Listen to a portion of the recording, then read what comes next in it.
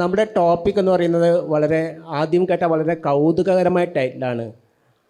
വരഞ്ഞ ആവശ്യമില്ല, വധുവിന് ആവശ്യമുണ്ട് എന്നാണ്. നമ്മൾ ആ ടൈറ്റിൽ കേൾക്കുന്ന സമയത്ത് തമാശ തോന്നും. പക്ഷേ കുറച്ചും കൂടി ചിന്തിക്കുന്ന സമയത്ത് ഇത് വളരെ ഗൗരവമുള്ളൊരു ഇഷ്യൂ ആണ്. പ്രത്യേകിച്ച് നമ്മുടെ കേരളത്തിൽ ഈ ഒരു സാമൂഹ്യ പ്രശ്നം ഇതിന് വേണ്ടത്ര നമുക്ക് അഡ്രസ്സ് ചെയ്യാൻ പറ്റിയിട്ടുണ്ടോയെന്ന് അറിയില്ല. ഞാനൊരു കഥ പറഞ്ഞുകൊണ്ട് തുടങ്ങാം. P.A. മുഹമ്മദ് കോയ എന്ന് പറഞ്ഞൊരു നോവലിസ്റ്റ് കോഴിക്കോടുണ്ടായിരുന്നു. അദ്ദേഹം സുൽത്താൻ വീട് എന്ന് പറഞ്ഞൊരു നോവൽ എഴുതിയിട്ടുണ്ടായിരുന്നു. ഈ സുൽത്താൻ വീട് എന്ന് പറഞ്ഞ നോവൽ എഴുതി കഴിഞ്ഞിട്ട് 50 വർഷം കഴിഞ്ഞു. ഈ P.A. മുഹമ്മദ് കോയ അദ്ദേഹം അറിയപ്പെടുന്നത് മുഷ്താഖ് എന്ന പേരിൽ സ്പോർട്സ് ജേർണലിസ്റ്റ് ആയിട്ടാണ് അദ്ദേഹം അറിയപ്പെടുന്നത്. അദ്ദേഹം എഴുതിയ 2 നോവൽ, ഒന്ന് സുൽത്താൻ വീടും 2 സുറുമയിട്ട കണ്ണുകളുമാണ്. അപ്പം ഈ സുറുമയിട്ട കണ്ണുകളുടെ ഒരു പ്രമേയം പറയാം. പണ്ട് കാലത്ത് കോഴിക്കോട് അറബി കല്യാണം സജീവമായിട്ടുണ്ടായിരുന്നൊരു കാലത്ത് ഒരു അറബി കോഴിക്കോട് വന്ന് കല്യാണം കഴിക്കുന്നതും പിന്നീട് ആ പെൺകുട്ടിയെ ഉപേക്ഷിച്ച് സൗദിയിലേക്ക് പോയി 20 വർഷത്തിന് ശേഷം അദ്ദേഹം തിരിച്ചു വരികയാണ്. തിരിച്ചു വന്നിട്ട് വീണ്ടും കല്യാണം കഴിക്കുന്നത് ഈ സ്ത്രീയുടെ മകളെയാണ്. അതാണ് ഇതിൻ്റെ ഒരു തീം. അപ്പം ഏതാണ്ട് അറബികൾ കോഴിക്കോട് വരുന്ന കാലഘട്ടത്തിൽ തന്നെ അറബി വിവാഹങ്ങളും ഉണ്ടായിരുന്നു. എന്നാൽ 1960കളിലാണ് ഈ ഒരു സംഭവം പുറം ലോകത്തേക്ക് കൂടെ ശ്രദ്ധിക്കപ്പെടുന്നത്, പ്രത്യേകിച്ച് മാധ്യമങ്ങളുടെ ഇടപെടൽ കാരണം. അറബി കല്യാണത്തിന് ദല്ലാൾമാരായിട്ടുള്ള ആൾക്കാരുണ്ട്. ഇവർ പെൺകുട്ടികളെ ഏർപ്പാടാക്കി കൊടുക്കുകയും ഈ വളരെ ദരിദ്രരായിട്ടുള്ള മാതാപിതാക്കൾ അവരുടെ പെൺകുട്ടികളെ വിൽക്കാൻ വേണ്ടി അവരെ നിർബന്ധിക്കപ്പെടുകയും ചെയ്യുന്ന ഒരു അവസ്ഥയായിരുന്നു ഉണ്ടായിരുന്നു. അപ്പോൾ ഏതാണ്ട് 1960 നടന്നൊരു സംഭവത്തെ ബേസ് ചെയ്തുകൊണ്ടാണ് ഈ സുൽത്താൻ വീടിൻ്റെ എഴുത്തുകാരനായ P.A. മുഹമ്മദ് കോയ സുറുമയിട്ട കണ്ണുകൾ എന്ന നോവൽ എഴുതിയത്. ആ നോവൽ പിന്നീട് സിനിമയാകുകയുണ്ടായി. അപ്പോൾ ഞാൻ പറഞ്ഞു വരുന്നത്, ഇതിനൊരു ഹിസ്റ്റോറിക്കലായിട്ടുള്ളൊരു പ്രോസസ്സ് ഉണ്ട്. 60കളിൽ നിന്ന് ഇപ്പം 2024 എത്തുന്ന സമയത്ത് ഈ വധു വളരെ പ്രഷ്യസായി മാറുന്നു. വരന് ആവശ്യമില്ല എന്നൊരിതിലേക്കാണ് ഇത് പോകുന്നത്. എൻ്റെ ചോദ്യം മാളവിക ബിന്നിയോടാണ്. ഇതിന് ചരിത്രപരമായിട്ട് ഇതിൻ്റെ ഒരു പരിണാമത്തെ എങ്ങനെയാണ് അഡ്രസ്സ് ചെയ്യുന്നത്? നമ്മൾ വിവാഹത്തിൻ്റെ തന്നെ ചരിത്രം എടുത്ത് നോക്കിയാൽ വളരെ യങ് ആയിട്ടുള്ളൊരു സോഷ്യൽ ഇൻസ്റ്റിറ്റ്യൂഷനാണ് വിവാഹം. നമ്മളൊക്കെ ജനിച്ച് വീണ ഒരു സിസ്റ്റത്തിൻ്റെ ഭാഗമാണത് എന്നുള്ള ഒരു ഹിസ്റ്റോറിക്കൽ കണ്ടിജൻസി മാറ്റിവെച്ചാൽ മനുഷ്യൻ ഏകദേശം 20,000 വർഷത്തിൻ്റെ പഴക്കമുള്ള മാത്രമുള്ളൊരു ജീവിയാണ്. ആ ജീവിക്ക് തന്നെ 10,000 വർഷമായിട്ട് എഴുതപ്പെട്ട ചരിത്രമുള്ളൂ. ഈ 10,000 വർഷം എഴുതപ്പെട്ട ചരിത്രത്തിൽ ആക്ച്വലി ഒരു 70 വർഷം 90 വർഷമേ ഉള്ളൂ മോണോഗാമസ് മാരേജ് എന്നുള്ള ഒരു ഐഡിയ വന്നിട്ട്. അതുകൊണ്ട് അതിനെ വലുതായിട്ട് പ്രകീർത്തിക്കേണ്ട ആവശ്യമൊന്നുമില്ല. അതിനു മുമ്പേ തന്നെ മനുഷ്യ ജീവിതങ്ങൾ വളരെ മനോഹരമായിട്ട് ഇതിനേക്കാളും നല്ലതായുള്ള രീതിയിൽ നടന്നിട്ടുള്ള ഒരുപാട് സൊസൈറ്റീസ് ഉണ്ട്. ഇപ്പം കൃഷിയിലേക്ക് വന്നപ്പോഴാണ് ഈ കൃഷിക്കൊരു പ്രത്യേകതയുണ്ട്. ഒരുപാട് മനുഷ്യരെ ആവശ്യമുള്ളൊരു കാര്യമാണ് കൃഷി എന്ന് പറയുന്നത്. കാരണം കൃഷി മാത്രമല്ലല്ലോ, കൃഷിയുടെ കൂടെ തന്നെ ക്രാഫ്റ്റ് സ്പെഷ്യലൈസേഷൻ ഉണ്ടാകുകയും പല ജോലികൾ അതിൻ്റെ കൂടെ തന്നെ വരികയും. ഇപ്പോൾ കൃഷിയുടെ കൂടെയാണ് പോട്ടറി മേക്കിംഗ് ഉണ്ടാകുന്നത്, കൃഷിയുടെ കൂടെയാണ് വീടുകൾ നിർമ്മിക്കുന്ന ജോലി ഉണ്ടാകുന്നത്, ട്രേഡ് ഉണ്ടാകുന്നത്. അപ്പോൾ ഇങ്ങനെ വലിയൊരു സിസ്റ്റത്തിൽ ഈ പോപ്പുലേറ്റ് ചെയ്യാൻ മനുഷ്യരെ ആവശ്യമാണ്. അപ്പോൾ മനുഷ്യരെ ആവശ്യമാകുമ്പോൾ എന്താണ്, സ്ത്രീകൾ കൂടുതൽ പ്രസവിക്കണം. അപ്പോൾ സ്ത്രീകൾ കൂടുതൽ പ്രസവിക്കണമെങ്കിൽ എന്ത് ചെയ്യണം, ഇവരെ സെക്ഷൽ യൂണിയൻസിൽ ഏർപ്പാടാക്കണം. അതിന് എന്തെങ്കിലുമൊക്കെ രീതിയിലൊരു റീസർക്കുലേറ്ററി എക്കണോമി ഉണ്ടാക്കിയിട്ട് അതിൽ സ്ത്രീകളെ സർക്കുലേറ്റ് ചെയ്യുകയും, അതായത് ഇപ്പോൾ രാജകുടുംബത്തിൽ തന്നെ പല സ്ത്രീകളെ പല ആണുങ്ങളുമായിട്ട് വേഴ്ച ചെയ്യിപ്പിച്ച് പല കുഞ്ഞുങ്ങൾ ഉണ്ടാകുകയും അങ്ങനെ ഒരു ബോണ്ട്, അതായത് ഒരമ്മയിൽ നിന്ന് ജനിക്കുന്ന പല ആണുങ്ങളുടെ മക്കൾ ഒരുമിച്ച് ജീവിക്കുമ്പോൾ ഉണ്ടാകുന്ന ഒരു ബോണ്ട് വഴി ഡൈനാസ്റ്റികൾ കൺസോളിഡേറ്റഡ് ആകുന്നതൊക്കെ നമുക്ക് കാണാൻ പറ്റും. ഇങ്ങനെ ഉണ്ടായിട്ടുള്ള റോയൽ ഡൈനാസ്റ്റീസാണ് നമ്മൾ ഈജിപ്ഷ്യൻ ചരിത്രത്തിലും മെസപ്പൊട്ടേമിയൻ ചരിത്രത്തിലും ഗ്രീക്ക് ചരിത്രത്തിലും കാണുന്നത്. ആയിരക്കണക്കിന് നൂറ്റാണ്ട് നിന്ന സിസ്റ്റങ്ങളാണ് ഇതൊക്കെ. നമുക്കിന്നാണ് ഇത് ഭയങ്കര ഡീവിയൻ സെക്ഷുവാലിറ്റി, എൻ്റെ ദൈവമേ എന്തോ എന്നെ പിടിച്ച് കടിക്കാൻ വരുന്നതെന്നുള്ള രീതിയിൽ നോൺ മോണോഗാമിയെ നമ്മൾ ഇത്ര ഉത്കണ്ഠയോടെ കാണുന്നത്. ആക്ച്വലി ഒട്ടും ഉത്കണ്ഠയോടെ കാണേണ്ട ആവശ്യമില്ല. മനുഷ്യൻ്റെ ലോങ് ഡ്യൂറേ ചരിത്രത്തിൽ നമ്മൾ കാണുന്നത് ഇത് തന്നെയാണ്. പക്ഷെ നമ്മൾ ആലോചിക്കേണ്ട ഒരു കാര്യം, ഈ ഒരു ടൈറ്റിൽ തന്നെ ഒരു പുരുഷ ആങ്സൈറ്റിയിൽ നിന്ന് വന്നൊരു ടൈറ്റിലാണ്. അതായത് നമുക്ക് താല്പര്യമില്ല ഇനി നിങ്ങളെ എന്ന് പറയുന്നൊരു ടൈറ്റിലാണ്. അപ്പോൾ എന്തുകൊണ്ടായിരിക്കും ഞങ്ങൾ ഇത്രയും കേമന്മാരായ ഞങ്ങളെ നിങ്ങൾക്ക് എന്താണ് താല്പര്യമില്ലാത്ത എന്നുള്ള ഒരു ഉത്കണ്ഠയിൽ നിന്ന് വന്ന ഒരു ടൈറ്റിലാണ് ഈ ടൈറ്റിൽ. അത് വളരെ നല്ലൊരു പ്രഖ്യാപനവും കൂടെയാണ് ഇവിടുത്തെ സ്ത്രീകൾ, ഇപ്പോഴത്തെ പർട്ടിക്കുലർലി യങ് വിമൻ ചെയ്യുന്നതെന്ന് തന്നെയാണ് ഞാൻ വിചാരിക്കുന്നത്. ഒന്ന് ആലോചിച്ച് നോക്കണം, 1084 to 1000 പോസിറ്റീവ് സെക്സ് റേഷ്യോ ഉള്ള, അതായത് എല്ലാ 1000 ആണുങ്ങൾക്കും 1084 പെണ്ണുങ്ങളുള്ള ഒരു സ്റ്റേറ്റിൽ വരനെ ആവശ്യമില്ല എന്ന് പറയുന്നത് തന്നെ വലിയൊരു സ്റ്റേറ്റ്മെൻ്റാണ്. കാരണം പലപ്പോഴും നമ്മൾ പറയുമല്ലോ, ജെൻഡർ പൊളിറ്റിക്സ് നടക്കുന്നത് ബെഡ്റൂമുകളിലും വീടുകളിലുമൊക്കെയാണ്. ആ പൊളിറ്റിക്സിൻ്റെ ഒരു എക്സ്പ്രഷനാണ് നമ്മളിവിടെ കണ്ടുകൊണ്ടിരിക്കുന്നതെന്ന് മനസ്സിലാക്കുക. കാരണം വെഡ്ഡിങ് കോൺട്രാക്റ്റിൽ ഏർപ്പെടാൻ ഇഷ്ടമില്ലാത്ത സ്ത്രീകളെ ഉള്ളൂ, അല്ലാതെ കമ്പാനിയൻഷിപ്പ് ആഗ്രഹിക്കാത്തതോ ബന്ധങ്ങളിൽ ഏർപ്പെടാൻ ഇഷ്ടമില്ലാത്ത സ്ത്രീകളെന്നല്ല നമ്മൾ ഇതിനെ വായിക്കേണ്ടത്. പല ബന്ധങ്ങളിൽ ഏർപ്പെടാൻ സ്ത്രീകൾ കൂടുതൽ ഗ്രെഗേറിയസ് ആയിട്ടുള്ള സ്വഭാവമുള്ളവരാണെന്നാണ് നമ്മളെ ഹിസ്റ്റോറിക്കൽ സ്റ്റഡീസും സൈക്കോളജിക്കൽ സ്റ്റഡീസും പഠിപ്പിക്കുന്നത്. പക്ഷെ സ്ത്രീകൾ വേറെ ബന്ധങ്ങൾ ഉണ്ടാക്കും. വേറെ ബന്ധങ്ങൾ ഉണ്ടാക്കുമെന്ന് പറഞ്ഞാൽ ഉടനെ ഞങ്ങൾ അവിഹിതം ഉണ്ടാക്കുമെന്ന് വിചാരിക്കരുത്. സൗഹൃദ ബന്ധങ്ങൾ ഉണ്ടാക്കും. നമ്മുടെ പല നീഡ്സും ഇതിൽ മെറ്റാണ്. അതുകൊണ്ട് തന്നെയാണ് ഈ ഇടയ്ക്ക് ഒരു പഠനം വന്നിട്ടില്ല, ഏറ്റവും കൂടുതൽ ഹാപ്പി ആയിട്ടിരിക്കുന്നത് സിംഗിൾ വിമൻ ആണ് എന്നുള്ള അക്കാഡമിക് സ്റ്റഡിയാണ് അത് വന്നിട്ടുള്ളത്. അത് സുനൈന അതിനെക്കുറിച്ച് കൂടുതൽ പറയുമെന്ന് ഞാൻ വിശ്വസിക്കുന്നു.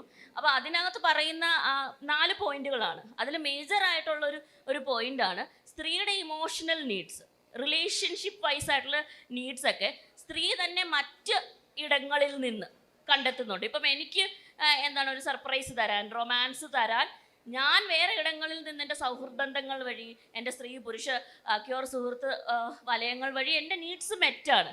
ഇത് പുരുഷന് പലപ്പോഴും പറ്റുന്നില്ല. കാരണം പുരുഷന് കൃത്യമായിട്ടൊരു വാർപ്പ് മാതൃക ഉണ്ടാക്കി വെച്ചിട്ടുണ്ട്. അപ്പോൾ ആ വാർപ്പ് മാതൃകയിൽ നിന്ന് വെളിയിൽ ചാടാൻ പറ്റാത്ത ഒരു കേരളീയ പുരുഷത്വം നമുക്ക് കാണാം. ഇപ്പം എൻ്റെ ക്ലാസ്സിൽ ഇങ്ങനെ എൻ്റെ ഒരു സ്റ്റുഡൻറ്റ് പറഞ്ഞൊരു കാര്യമാണ്.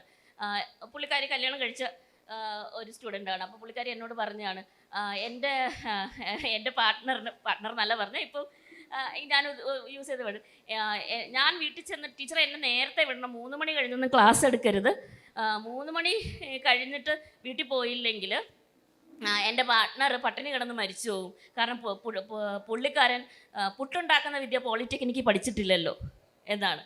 ഒട്ടും, അതായത് ഞാൻ ഇപ്പോഴും വിചാരിക്കുന്ന ഇവിടെ കേരളത്തിലെ ഒരു 40 വയസ്സ് കഴിഞ്ഞ മനുഷ്യരെ നിങ്ങൾ ഒറ്റയ്ക്ക് ഒരു ഭാര്യയോ മകളോ ഒന്നും ഇല്ലാതെ ഒരു വീട്ടിലിട്ടാൽ പട്ടിണി കിടന്ന് ചത്തുപോയവർ.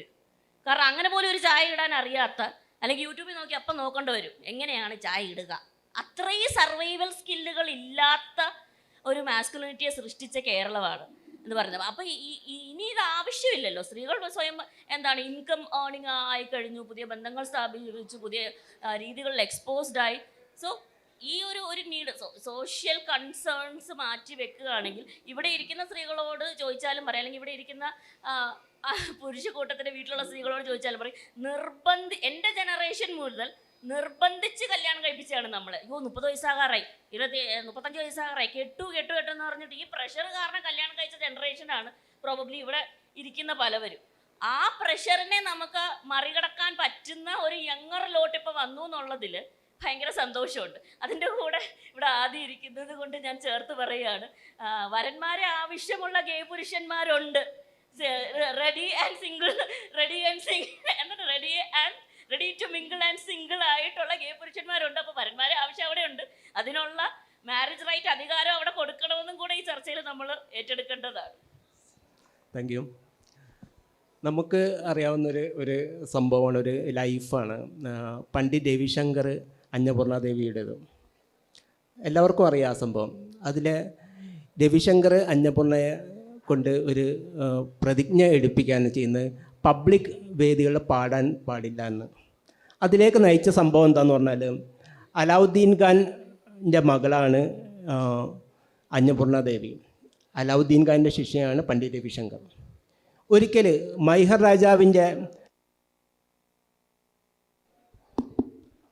മൈഹർ രാജാവിൻ്റെ കൊട്ടാരത്തിൽ പാടാൻ വിളിച്ചു, ഈസൂർ ബഹാർ വായിക്കാൻ വിളിച്ചു. മൈഹർ രാജാവ് ഈ അലാവുദ്ദീൻ ഖാൻ്റെ സ്റ്റുഡൻ്റാണ്. അപ്പോൾ പണ്ഡിറ്റ് രവിശങ്കറും അന്നപൂർണാദേവിയും കൂടിയും കൊട്ടാരത്തിൽ പോയി, കൂടെ അലാവുദ്ദീൻ ഖാനും ഉണ്ടായിരുന്നു. അന്നപൂർണയോട് സൂർബഹാർ വായിക്കാൻ രാജാവ് ആവശ്യപ്പെട്ടു. അപ്പോൾ അന്നപൂർണ വളരെ നന്നായിട്ട് ഞാൻ വായിച്ചു.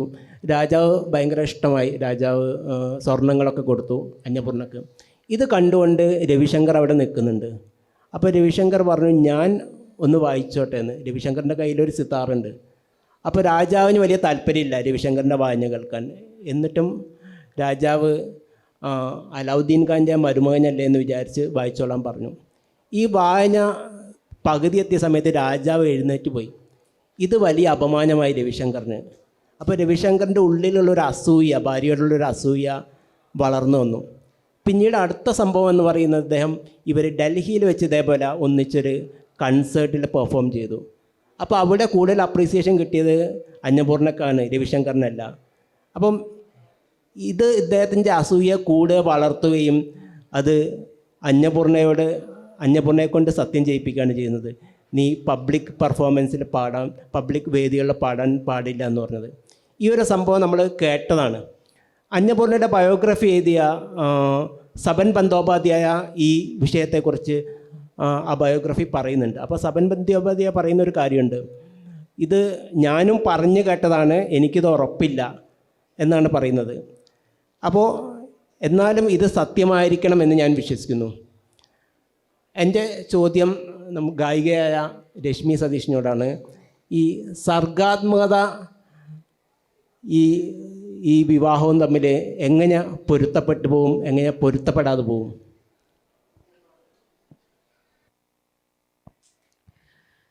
നമസ്കാരം. സർഗാത്മകത ഒരുപക്ഷെ ഞാനത് പ്രാക്ടീസ് ചെയ്യുന്ന ഒരാളായതുകൊണ്ടായിരിക്കും എന്നെ അങ്ങനെ ഒരു പെർസ്പെക്റ്റീവിൽ ആ ചോദ്യം ചോദിച്ചെന്ന് വിചാരിക്കുന്നു. അതിലുപരി ഒരു ബ്രോഡ് കോണ്ടെക്സ്റ്റിലാണ് ഞാൻ ഉത്തരം പറയാൻ ആഗ്രഹിക്കുന്നത്. അത് ഇപ്പോൾ പിന്നെ പറഞ്ഞതിൻ്റെ ബാക്കിയായിട്ട് പറയേണ്ടി വരും. അവിടെ നിർത്തിയിട്ട് പിന്നെ ഈ സിസ്റ്റം ഉണ്ടാക്കിയൊരു സാധനമുണ്ട്, ഈ സ്ത്രീനെ പല തരത്തിൽ അടിച്ചേൽപ്പിക്കുന്ന ഉത്തരവാദിത്തങ്ങളിലൂടെ അല്ലെങ്കിൽ അലിഖിതമായിട്ടുള്ള ഉത്തരവാദിത്തങ്ങളിലൂടെ ഒരാളെ ഇഷ്ടപ്പെടുമ്പോഴോ അല്ലെങ്കിൽ കൂടെ ജീവിക്കാൻ ഇഷ്ടപ്പെടുമ്പോഴോ ആ ഒരാളും അല്ലെങ്കിൽ അവർ തമ്മിലുള്ളൊരു സാധനം മാത്രം പോലും ഒരു സിസ്റ്റത്തിനകത്ത് നമ്മൾ പെടുകയാണ്. വേറൊരു കുടുംബവും ആ കുടുംബവുമായി ബന്ധപ്പെട്ടിരിക്കുന്ന അവരുടെ മതപരമായിട്ടുള്ള സ്ട്രക്ചറും രാഷ്ട്രീയപരമായിട്ടുള്ള സ്ട്രക്ചറും സാമൂഹികമായിട്ടുള്ള സ്ട്രക്ചറിലും ഒക്കെ പലതരം മാറ്റങ്ങളാണ്. അപ്പോൾ ഇതെല്ലാം ശരിക്കും പറഞ്ഞാൽ ഒരു അപ്പുറത്ത് നിൽക്കുന്ന ഒരു പാർട്ട്ണറുടെ തലയിലേക്ക് വരുന്നൊരാളാണ്. അപ്പം sticking to the perspective on music എല്ലാ ക്രിയേറ്റീവായിട്ടുള്ള ആർട്ടും പോലെ തന്നെയാണ്, ഒരു ആർട്ട് ഫോമാണ് മ്യൂസിക്കും.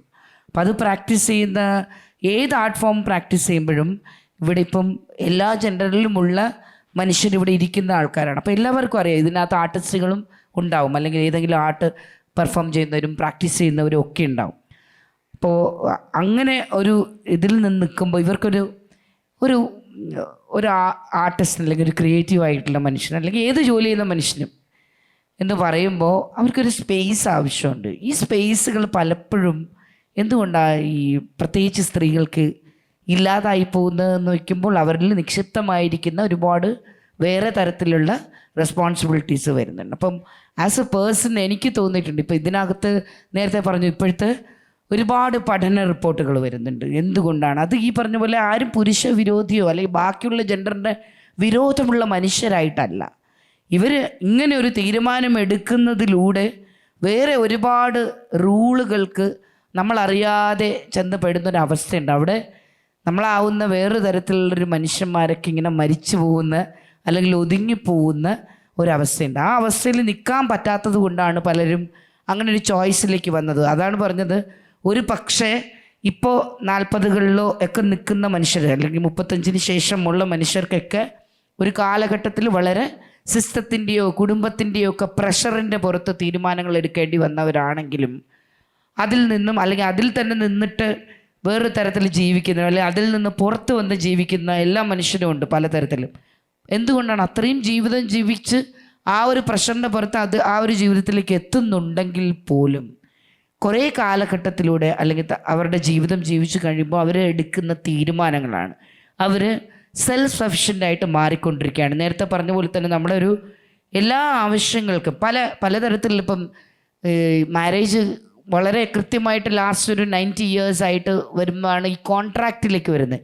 ഈ കോൺട്രാക്റ്റിലേക്ക് അലിഖിതമായിട്ടുള്ള ഒരുപാട് കോൺട്രാക്റ്റുകൾ വരുന്നില്ല. ഇപ്പം ഒരു മനുഷ്യൻ്റെ മെൻ്റൽ നീഡ്സ് ആയാലും ഫിസിക്കൽ നീഡ്സ് ആയാലും ഫാമിലി റെസ്പോൺസിബിലിറ്റി ആയാലും ഓരോ റോള് പ്ലേ ചെയ്യുന്ന കാര്യത്തിലായാലും ഒക്കെ വളരെ കൃത്യമായിട്ടുള്ളൊരു മാരേജ് എന്ന് പറഞ്ഞ കോൺട്രാക്റ്റിൽ വരുന്ന അലിഖിത നിയമങ്ങൾ തന്നെയാണ് ഇത്തരം തീരുമാനങ്ങളിലേക്ക് ഒരു സ്ത്രീനെ എത്തിക്കുന്നത്. അപ്പോൾ ഈ പറയുന്ന പോലെ എല്ലാം ഒരു സൈഡിൽ മാത്രം ഒതുങ്ങി നിൽക്കുകയും ഒക്കെ ചെയ്യുന്നു. അതിൽ പ്രത്യേകിച്ച് ഈ പറഞ്ഞ ഇപ്പം ഞാൻ ഒരു പ്രാക്ടീസിങ് ആയിട്ടുള്ള മ്യൂസിഷ്യനാണ്. എനിക്ക് ഒരുപാട് ഈ പറഞ്ഞ പോലെ നമ്മുടെ ഒരു ക്രിയേറ്റീവ് പ്രോസസ്സിൽ ഏർപ്പെടുമ്പോൾ ചിലപ്പോൾ ചില ദിവസങ്ങളിൽ എനിക്ക് 4-5 മണിക്കൂർ പാടാൻ തോന്നും. ചില ദിവസങ്ങളിൽ പാടാനേ തോന്നില്ല. ചില ദിവസങ്ങളിൽ എനിക്ക് ഭക്ഷണം ഉണ്ടാക്കാൻ തോന്നും. ചില ദിവസങ്ങളിൽ എനിക്ക് ഉണ്ടാക്കാനേ തോന്നില്ല. എല്ലാ ദിവസവും ചിലപ്പോൾ എനിക്ക് കുറച്ച് നടക്കാൻ പോകാൻ തോന്നും. അതൊരു വ്യക്തി എന്നുള്ള രീതിയിൽ ഞാൻ പറയാണ്. ഇത് when it becomes A part of A family or A marriage, അത് പറ്റില്ല. ഇവിടുത്തെ അലിഖിത നിയമങ്ങൾ എഴുതി വെച്ചിരിക്കുന്ന അനുസരിച്ച് ഞാൻ എല്ലാ ദിവസവും ചിലപ്പം കുക്ക് ചെയ്യേണ്ടി വരും. ചിലപ്പോൾ എൻ്റെ ശബ്ദത്തിൽ പാടുന്ന എനിക്ക് ഒച്ചത്തിൽ പാടാൻ പോലും പറ്റിയെന്ന് വരില്ല വീട്ടിൽ. അല്ലെങ്കിൽ ഞാൻ ഉറക്കെ പാടുന്ന ഒരു വ്യക്തിയാണ്. അപ്പോൾ സ്ത്രീകളുടെ ശബ്ദം എന്ന് പറയുമ്പോൾ ചിലപ്പോൾ കുറച്ചുകൂടെ ഒതുക്കി സംസാരിക്കുന്നതും അതിന് തന്നെ പ്രശ്നങ്ങൾ ഉണ്ടായേക്കാം. അപ്പം അതൊരു വലിയ ചലഞ്ചാണ്. അത്രയും മനസ്സിലാക്കുന്ന, അത്രയും ആഴത്തിൽ എങ്ങനെയാണ് ഒരു മനുഷ്യനെ മനസ്സിലാക്കുന്നിടത്ത് മാത്രമേ നമുക്ക് അങ്ങനെ ഒരു പാർട്ട്ണർഷിപ്പ് പോസിബിൾ ആവുമെന്നുള്ളതാണ് ഞാൻ വിശ്വസിക്കുന്നത്. അതുപോലെ ഒരുപാട് ഇതിലിരിക്കുന്ന ഓരോ മനുഷ്യരും ഓരോ മേഖലയിലുള്ളതാണ്. അടുത്ത റൗണ്ടിൽ നമുക്ക് ഇതിനെക്കുറിച്ച് കൂടുതൽ സംസാരിക്കാം. എല്ലാവർക്കും ഓരോ കാര്യങ്ങൾ പറയാനുണ്ടാവുമെന്ന് വിശ്വസിക്കുന്നു. തൽക്കാലം ഞാൻ ഇവിടെ നിർത്തുന്നു. Thank you. ഇവിടെ സ്ത്രീയുടെ ശബ്ദം പുറത്തേക്ക് കേൾക്കരുത് എന്ന് പറഞ്ഞപ്പോൾ ഒരു കാര്യം ഓർമ്മ വരികയാണ്. അതായത് DK പട്ടമ്മാൾ എന്ന് പറഞ്ഞൊരു ഗായിക, അവർ ബ്രാഹ്മണ സമൂഹത്തിലെ ആദ്യത്തെ ഗായികയാണ്. DK പട്ടമ്മാൾ പറഞ്ഞൊരു അനുഭവമുണ്ട്. അവരുടെ അമ്മ പാടുമായിരുന്നു, നന്നായിട്ട് പാടുമായിരുന്നു. ഒരിക്കലും ഒരു കല്യാണത്തിന്, അവരുടെ കുടുംബത്തിലുള്ളൊരു കല്യാണത്തിന് അവർ അകത്തിരുന്ന് പാടുകയാണ്. അപ്പം പുറത്തേക്ക് അവരുടെ ശബ്ദം കേട്ട സമയത്ത് ഇവരുടെ അമ്മാവനാണെന്ന് തോന്നുന്നു, ഒരാൾ പറഞ്ഞു, ആരാണ് അവിടെ പാടുന്നത്, അവളോട് അവിടെ മിണ്ടാതിരിക്കാൻ പറയുമെന്ന് പറഞ്ഞു. അപ്പോൾ സ്ത്രീയുടെ ശബ്ദം പുറത്തേക്ക് കേൾക്കാത്ത ഒരു കാലത്തുനിന്ന് ഇപ്പം സ്ത്രീകൾ പബ്ലിക് ഇതിലേക്ക് വന്നു. അപ്പം നമ്മുടെ സൊസൈറ്റി ഒരു സ്ഥിരം പാറ്റേൺ ഫോളോ ചെയ്യുന്നുണ്ട്. അതായത് ജനനം, വിദ്യാഭ്യാസം, വിവാഹം, കുട്ടികൾ, വീട് വെക്കൽ, ഇങ്ങനെയൊക്കെ ഒരു സ്ഥിരം പാറ്റേൺ ഫോളോ ചെയ്യുന്നുണ്ട്. ആ പാറ്റേണിന് നമ്മളെ കുട്ടികൾ യഥാർത്ഥത്തിൽ കീഴ്മേൽ മറിക്കുന്നുണ്ടോ അതോ നമ്മളൊരു തോന്നലാണോ? അതിന് നമുക്ക് വസ്തുതകളുടെ അടിസ്ഥാനത്തിൽ എങ്ങനെയാണ് സമീപിക്കാൻ പറ്റുക? എൻ്റെ ചോദ്യം ദുർഗാ മാമിനോടാണ്. ഒരു മുൻ ജേർണലിസ്റ്റ് എന്ന രീതിയിൽ എങ്ങനെയാണ് ഇതിനെ കാണുന്നത്? ഞാനൊരു ജേർണലിസ്റ്റ് ആയിരുന്നു, ഇപ്പോൾ ഒരു NGOൻ്റെ ഫൗണ്ടറാണ്. ഈ 2 ലോകത്തിലും നമ്മൾ സാധാരണ കാണുന്ന മാട്രിമോണിയൽ അഡ്വർടൈസ്മെൻ്റ് ഇല്ലേ, വധുവെ വേണം ആൻഡ് XYZ എന്ന് കുറേ അതിൻ്റെ ലിസ്റ്റ് ഉണ്ടാവും. അതിൽ ഏത് കാറ്റഗറിയിലും ഞാൻ ഉൾപ്പെട്ടവളല്ല. അപ്പോൾ എനിക്ക് എങ്ങനെ വധു കിട്ടും? അതാണ് എൻ്റെ ആദ്യത്തെ ചോദ്യം. എൻ്റെ ജീവിതം എന്തായിരിക്കണം എന്നത് ഞാൻ സ്വന്തം തീരുമാനിച്ചതാണ്. ജേർണലിസത്തിൽ പോകണം, അത് കഴിഞ്ഞിട്ട് NGO സെക്ടറിൽ പോകണം എന്നത് ഞാൻ സ്വന്തം തീരുമാനിച്ചതാണ്. എൻ്റെ ഓരോ ദിവസവും എന്തായിരിക്കും എന്നതും എൻ്റെ തീരുമാനമാണ്. എത്രത്തോളം ഞാൻ പണിയെടുക്കും, ഞാൻ എപ്പോൾ തിരിച്ച് എൻ്റെ വീട്ടിൽ പോവും, എൻ്റെ കൊച്ചിനെ ഞാൻ എങ്ങനെ വളർത്തും, ഞാൻ അടുക്കളയിൽ കയറുമോ ഇല്ലയോ എന്നത് എൻ്റെ തീരുമാനമാണ്. അപ്പോൾ അതിനെയൊക്കെ ബഹുമാനിച്ച് എൻ്റെ കൂടെ നിൽക്കുന്ന എനിക്ക് ഒരു വധു കിട്ടുമോ? ഇങ്ങനെയാണ് സ്ത്രീകൾ, യങ് വിമൻ ആലോചിക്കാൻ ഇപ്പോൾ തുടങ്ങിയിട്ടുള്ളത്. And that is firmly the reality. അത് നമ്മൾ എത്രത്തോളം അക്സെപ്റ്റ് ചെയ്യുന്നോ അത്രത്തോളം നമ്മളൊരു ജേർണിയിൽ ഇങ്ങനെ സഞ്ചാരിച്ചുകൊണ്ട് അതിനെ ചുറ്റി അഡാപ്റ്റ് ചെയ്ത് പോകാനുള്ള ഒരു സാഹചര്യം നമ്മൾ ഉണ്ടാക്കും. അതിനുള്ള ഒരു ഓപ്പർച്യൂണിറ്റീസ് നമ്മൾ ഉണ്ടാക്കും. ഇത് മാറ്റാൻ പറ്റില്ല. ഇപ്പം ഈ പാനലിൽ ഇരിക്കുന്ന സ്ത്രീകളെ പോലെ ലോകത്ത് ഇനിയും കൂടിയേ വരാൻ പോകുന്നുള്ളൂ. Okay, it is an undeniable reality that this is going to be the future. അപ്പം അങ്ങനെ ആവുമ്പോൾ വധുക്കളെ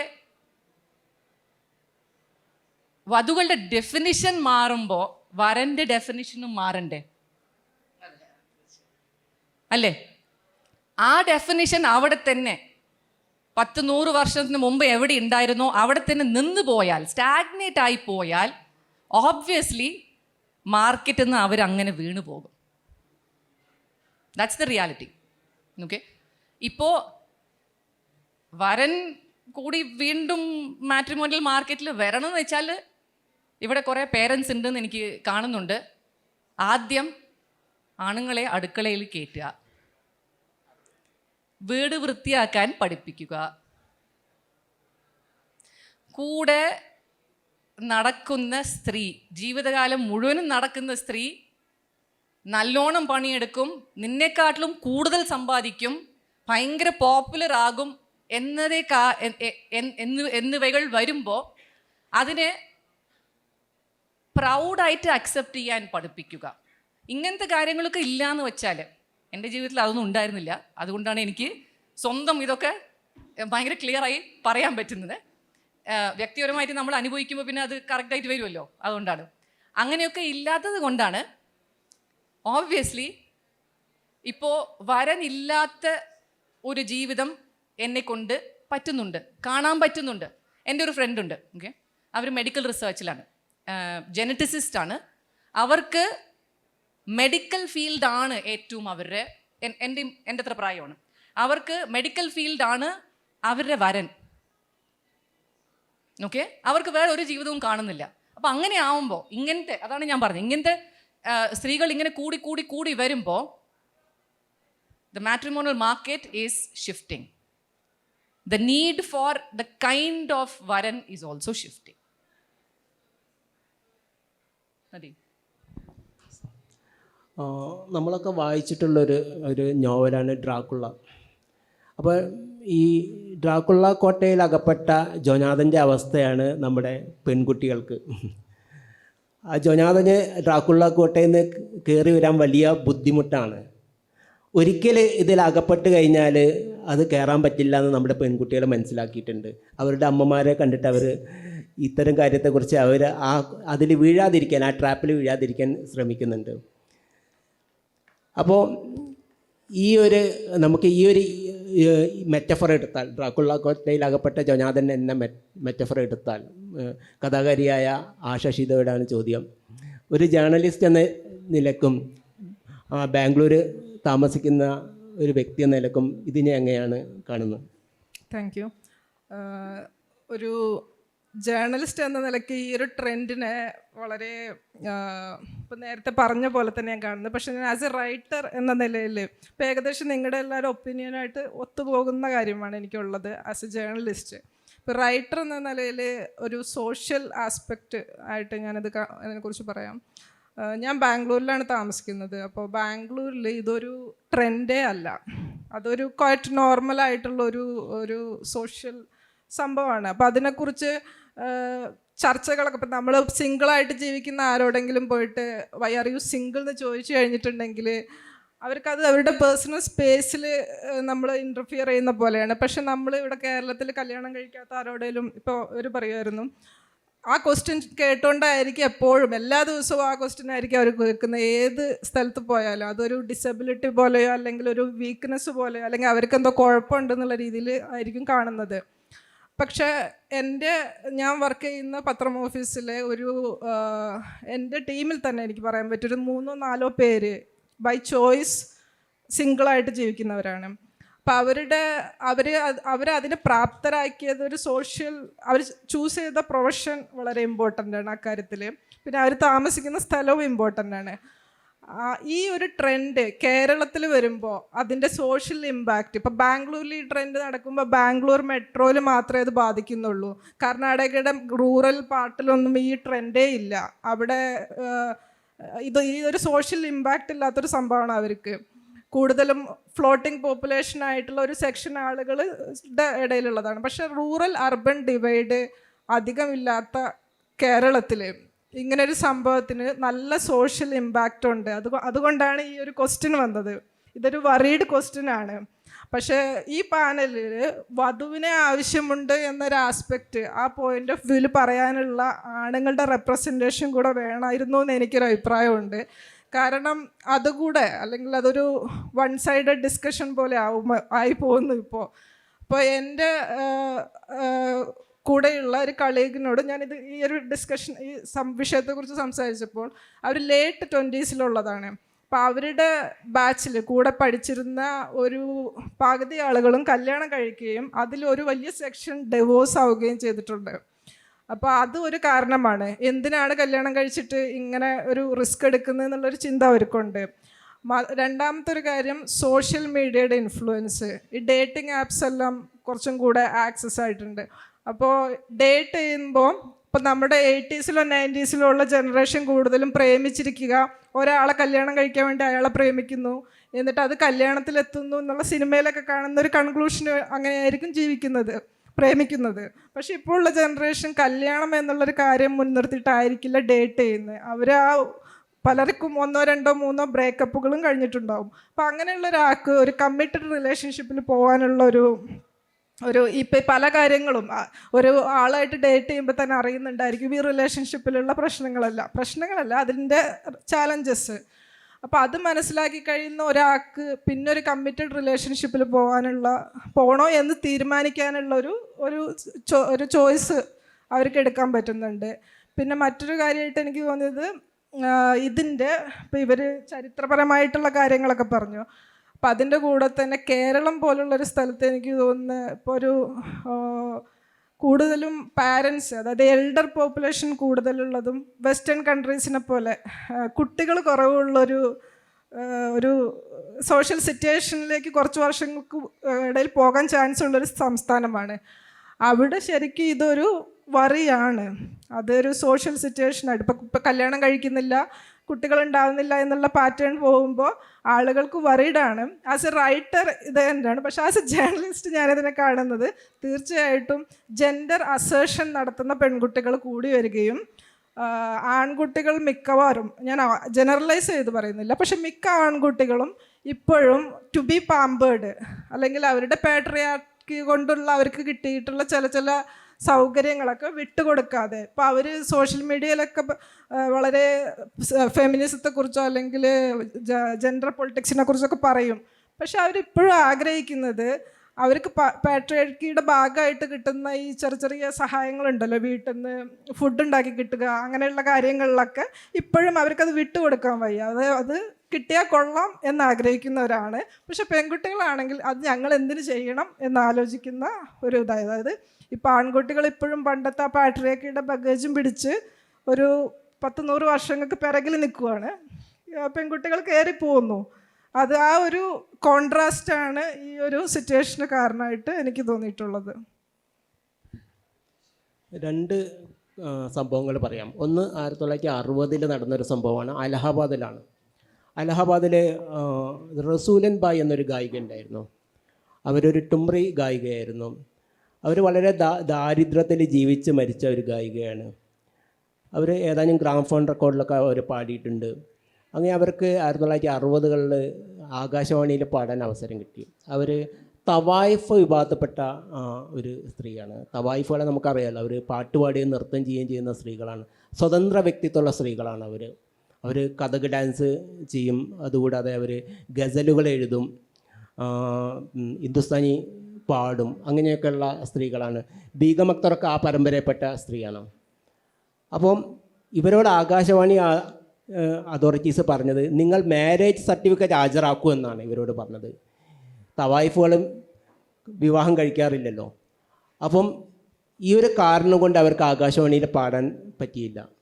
അത് 60-ലെ സംഭവം. 2023-ലേക്ക് വന്ന എൻ്റെ ഒരു ഫ്രണ്ട്, അവൾ സെപ്പറേറ്റഡ് ആണ്. അവളൊരു ബാങ്ക് ലോൺ എടുത്തു, 2 വർഷം മുമ്പ് എടുത്തതാണ്.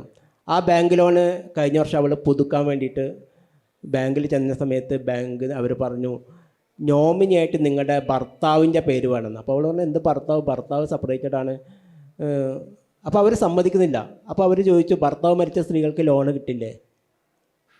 അവർ പറയുന്നത് ലോണ് കിട്ടില്ല എന്നാണ് പറയുന്നത്. ഭർത്താവ് നിർബന്ധമായിട്ട് വേണമെന്ന്. അതിൻ്റെ ലോജിക്ക് മനസ്സിലാവുന്നില്ല എന്നാണ് ആ ഫ്രണ്ട് എന്നോട് പറഞ്ഞത് കഴിഞ്ഞ ദിവസം സംസാരിച്ചപ്പോൾ. അപ്പോൾ ഈ ഭർത്താവ് എന്ന ബിംബം ഇപ്പോഴും നമ്മൾ എന്തൊക്കെ പുരോഗതി ഉണ്ടെന്ന് പറഞ്ഞാലും ആ ബിംബം അങ്ങനെ തന്നെ നിൽക്കുന്നുണ്ട്. സുനയനയോട് തന്നെ എൻ്റെ ചോദ്യം, അതിനെ ഈ മനഃശാസ്ത്രപരമായിട്ട് എങ്ങനെയാണ് സമീപിക്കുന്നത്? അതായത് ഭർത്താവ് എന്നുള്ള ബിംബത്തെ നമ്മുടെ സമൂഹത്തിൻ്റെ സൈക്കിയിൽ ഇപ്പോഴും അത് പതിഞ്ഞു കിടക്കുന്നുണ്ട്. അത് ശരിക്കും തകർക്കപ്പെട്ടിട്ടുണ്ടോ? എല്ലാവർക്കും നമസ്കാരം. ഭർത്താവ് എന്ന വാക്കിൻ്റെ അർത്ഥം ഭരിക്കുന്നവനെന്നും ഭാര്യ എന്ന വാക്കിൻ്റെ അർത്ഥം ഭരിക്കപ്പെടുന്നവൾ എന്നുമാണ്. ആ അർത്ഥത്തിൽ ഇപ്പോൾ സ്ത്രീകൾ കൂടുതലായിട്ട്, അത് പ്രത്യേകിച്ച് ഒരു ജനറേഷൻ മുതൽ സ്ത്രീകൾ കൂടുതലായിട്ട് കല്യാണം എന്നുള്ള ഒരു വ്യവസ്ഥിതിക്ക് പുറത്തേക്ക് പോകാൻ ശ്രമിക്കുമ്പോൾ ആ ഭരിക്കപ്പെടേണ്ട, എനിക്കിനി ഭരിക്കപ്പെടാൻ വയ്യ എന്ന് തന്നെയാണ് പ്രഖ്യാപിക്കുന്നത്. അതിലൊരു സംശയവുമില്ല. ഈ ബിംബത്തിൻ്റെ കാര്യം നമ്മുടെ സോഷ്യൽ സൈക്കിയിൽ, മാസ് സൈക്കിയിൽ ചില ബിംബങ്ങൾ കുറേ കാലങ്ങൾ കൂടിയിട്ടാണ് സ്ഥാപിക്കപ്പെടുന്നത്. അത് നമ്മുടെ സൈക്കിയിൽ രൂഢമൂലമായിട്ട് ഉണ്ടാവും. അതിനെ പുറത്ത് കളയുക എന്നുള്ളത് എളുപ്പമുള്ളൊരു കാര്യമല്ല. It takes a lot of time. അത് സോഷ്യൽ ചേഞ്ചിൻ്റെ കൂടെ അങ്ങനെ സോഷ്യൽ സൈക്കി മാറി മാറി വരുന്നതാണ്. അത് മാറി വരിക തന്നെ ചെയ്യും, കാരണം അത് ഇറ്റ്സ് ഇന്നെവിറ്റബിൾ എന്നുള്ള. പക്ഷേ ഈ പറഞ്ഞ ചില സാങ്കേതിക പ്രശ്നങ്ങൾ നമ്മുടെ ലീഗൽ സിസ്റ്റത്തിലൊക്കെ ഉണ്ട്. അതിലൊന്നാണ് ഇപ്പോൾ ഈ ലോൺ എടുക്കാൻ ഭർത്താവിൻ്റെ സിഗ്നേച്ചർ വേണമെന്നുപോലെ തന്നെ ഇപ്പോൾ ഡിവോഴ്സ്ഡ് ആയിട്ടുള്ള ആളുകളുടെ കുട്ടികൾക്ക് ഇപ്പോൾ ഒരു പാസ്പോർട്ട് എടുക്കണമെങ്കിൽ അവർ മൈനറാണെങ്കിൽ അച്ഛൻ്റെ കൺസെൻറ്റ് വേണം, എന്നാലേ പാസ്പോർട്ടിന് അപ്ലൈ ചെയ്യാൻ കഴിയുള്ളൂ. അപ്പോൾ എനിക്ക് അറിയുന്ന എൻ്റെ വളരെ വേണ്ടപ്പെട്ട ഒരാൾ ഈ ഒരു പ്രശ്നത്തിലൂടെ കടന്നു പോവുകയാണ്. Because she got many good opportunities, career opportunities abroad, outside India. She has a very young child. She can't move. She can't shift to another country because this father will not give consent. മോന് പാസ്പോർട്ടിന് apply ചെയ്യാനുള്ള. അപ്പോൾ ഇങ്ങനെയുള്ള കുറേ സാങ്കേതിക പ്രശ്നങ്ങളുണ്ട്. എന്നിട്ട് പോലും അവൾ എൻ്റെ അടുത്ത് പറയാനുള്ളത് ഞാൻ ഹാപ്പിലി ഡിവോഴ്സ്ഡ് എന്നാണ്. അതുപോലെ തന്നെ ഈ സെഷന് കയറുന്നതിന് മുൻപ് ഞാൻ ഇവിടുന്ന് പരിചയപ്പെട്ട് സുഹൃത്തായ ഒരാളോട് ഇതിനെക്കുറിച്ച് സംസാരിച്ചു. She is also divorce person. So she told me that എനിക്കിനി ഒരു കല്യാണം എന്നുള്ള ഒരു സ്ഥാപനത്തിലേക്ക് പോകണ്ട. ഞാൻ വെരി ഹാപ്പി, ഞാൻ ഹാപ്പിയാണ്, ഞാൻ സന്തോഷത്തിലാണ്. അപ്പോൾ ഞാൻ കമ്പയർ ചെയ്ത് നോക്കുമ്പോൾ എനിക്ക് 2 ലൈഫും അറിയാം. കമ്പയർ ചെയ്യുമ്പോഴും ഞാൻ ഹാപ്പിയാണ്. അപ്പം നമ്മൾ ഈ സിംഗിൾഡ് ഔട്ട് വെച്ചാൽ കല്യാണം ഒപ്റ്റ് ഔട്ട് ചെയ്യുന്ന ആളുകളെ പോലെ തന്നെ കല്യാണം എന്ന വ്യവസ്ഥിതിക്ക് ഉള്ളിൽ നിന്നിട്ട് അതിന് പുറത്ത് കിടക്കുന്നവരുടെയും എണ്ണം കൂടുതലാണ്. അതിൻ്റെ ആ ഒരു കോൾ എടുക്കുന്നത്, ഡിസിഷൻ കൂടുതലായിപ്പോൾ എടുക്കുന്നത് സ്ത്രീകളാണെന്നുള്ളതാണ്. ആ സ്ത്രീകൾ എന്ന് പറയുന്നത് കുറേ കൂടെ സെൽഫ് സഫിഷ്യൻ്റായ ഏർണിങ്സ് ഉള്ള ഫൈനാൻഷ്യലി ഇൻഡിപെൻഡൻ്റ് ആയിട്ടുള്ള സ്ത്രീകൾ തന്നെയാണ്. അതൊരു കാറ്റഗറി അങ്ങനെ തന്നെ വരുന്നുണ്ട്. ഒരുപാട് ആളുകൾക്ക് അതിന് പറ്റുന്നുമില്ല. ഈ ഒരു സിസ്റ്റത്തിൽ പല തരത്തിൽ തളയ്ക്കപ്പെട്ടിട്ടുണ്ട്. അത് കൂടുതലായും ഫൈനാൻഷ്യൽ ഡിപ്പെൻഡൻസി തന്നെയാണ്. അപ്പം ഇതിങ്ങനെ മാറി വരികയാണ്. അപ്പോൾ എന്നോട് ചോദിച്ചത് ഈ ഭർത്താവ് എന്നുള്ള ബിംബം, ആ ബിംബം കുറച്ച് സാങ്കേതികത്വം കൊണ്ട് ഇപ്പോഴും അവിടെ ഒരു വളരെ ഒരു എന്താ പറയുക, വളരെ സ്ട്രോങ് ആയിട്ടുള്ളൊരു മെറ്റഫറാണ്, ഒരു ബിംബമാണ്. പക്ഷേ ആളുകൾ മാറി വരികയാണ്. അപ്പോൾ സ്വാഭാവികമായിട്ടും ബിംബത്തിനും തകർച്ചകൾ വരും. അപ്പോൾ അത് ഇന്നവേറ്റബിളാണ്, നടന്നുകൊണ്ടിരിക്കും. അതുപോലെ മാളവിക പറഞ്ഞൊരു കാര്യമുണ്ട്, ഒരുപാട് റിസർച്ചുകൾ നടന്നുകൊണ്ടിരിക്കുകയാണ് ഈ കാര്യത്തിൽ. അപ്പോൾ എൻ്റെ ഒരു സ്റ്റുഡൻറ്റും ഈ ഒരു ഏരിയയിലാണ് PG ഡിസർട്ടേഷൻ ചെയ്യുന്നത്. അപ്പം അതിനുവേണ്ടി ഞങ്ങളിങ്ങനെ ഒരുപാട് റിസർച്ചുകൾ നോക്കിക്കൊണ്ടിരിക്കുകയായിരുന്നു. അപ്പം ബെല്ല ഡി പോളോ എഴുതിയ ഒരു ബുക്കുണ്ട്, സിംഗിൾഡ് ഔട്ട്. അതിലാണ് കൃത്യമായിട്ട് പറയുന്നത് എങ്ങനെയാണ് സിംഗിൾസ് ആയിട്ട് ഇരിക്കുന്നത്. അത് എ വെസ്റ്റേൺ സ്റ്റഡി, അത് ഒരു ഫാക്റ്റാണ്. എങ്ങനെയാണ് സിംഗിൾസ് ആയിരിക്കും നമ്മുടെ ഹാപ്പിനെസ് കൂട്ടുന്നതാണ്. അതുപോലെ സിംഗിൾ ആയിട്ടിരിക്കുന്ന സ്ത്രീകളാണ് കൂടുതൽ മെൻ്റലി ഹെൽത്തി ആയിട്ടുള്ളത്. അപ്പം അത് എങ്ങനെയുള്ള ഒരു ഫാമിലി സിസ്റ്റത്തിൽ നിന്നാണ് അവർ ഒപ്റ്റ് ഔട്ട് ചെയ്യുന്നത്, അതാണ്. ഇപ്പോൾ ഫാമിലി സിസ്റ്റം എന്ന് പറയുന്നത് ഒരു കാലത്തും ഒരു തരത്തിലായിരുന്നില്ല. ഇപ്പോൾ ഒരേ കാലത്ത് തന്നെ പല കമ്മ്യൂണിറ്റിയിലും ഫാമിലി സിസ്റ്റം പലതാണ്. ഇപ്പോൾ ഭർത്താവ് എന്നുള്ള ബിംബമില്ലാത്ത കമ്മ്യൂണിറ്റികളുണ്ട്. ഇപ്പം അരുൺ എഴുത്തച്ഛൻ്റെ മതപ്പാടുകൾ എന്ന പുസ്തകത്തിൽ കർണാടകത്തിലെ മദിക കമ്മ്യൂണിറ്റിയെക്കുറിച്ച് പറയുന്നുണ്ട്.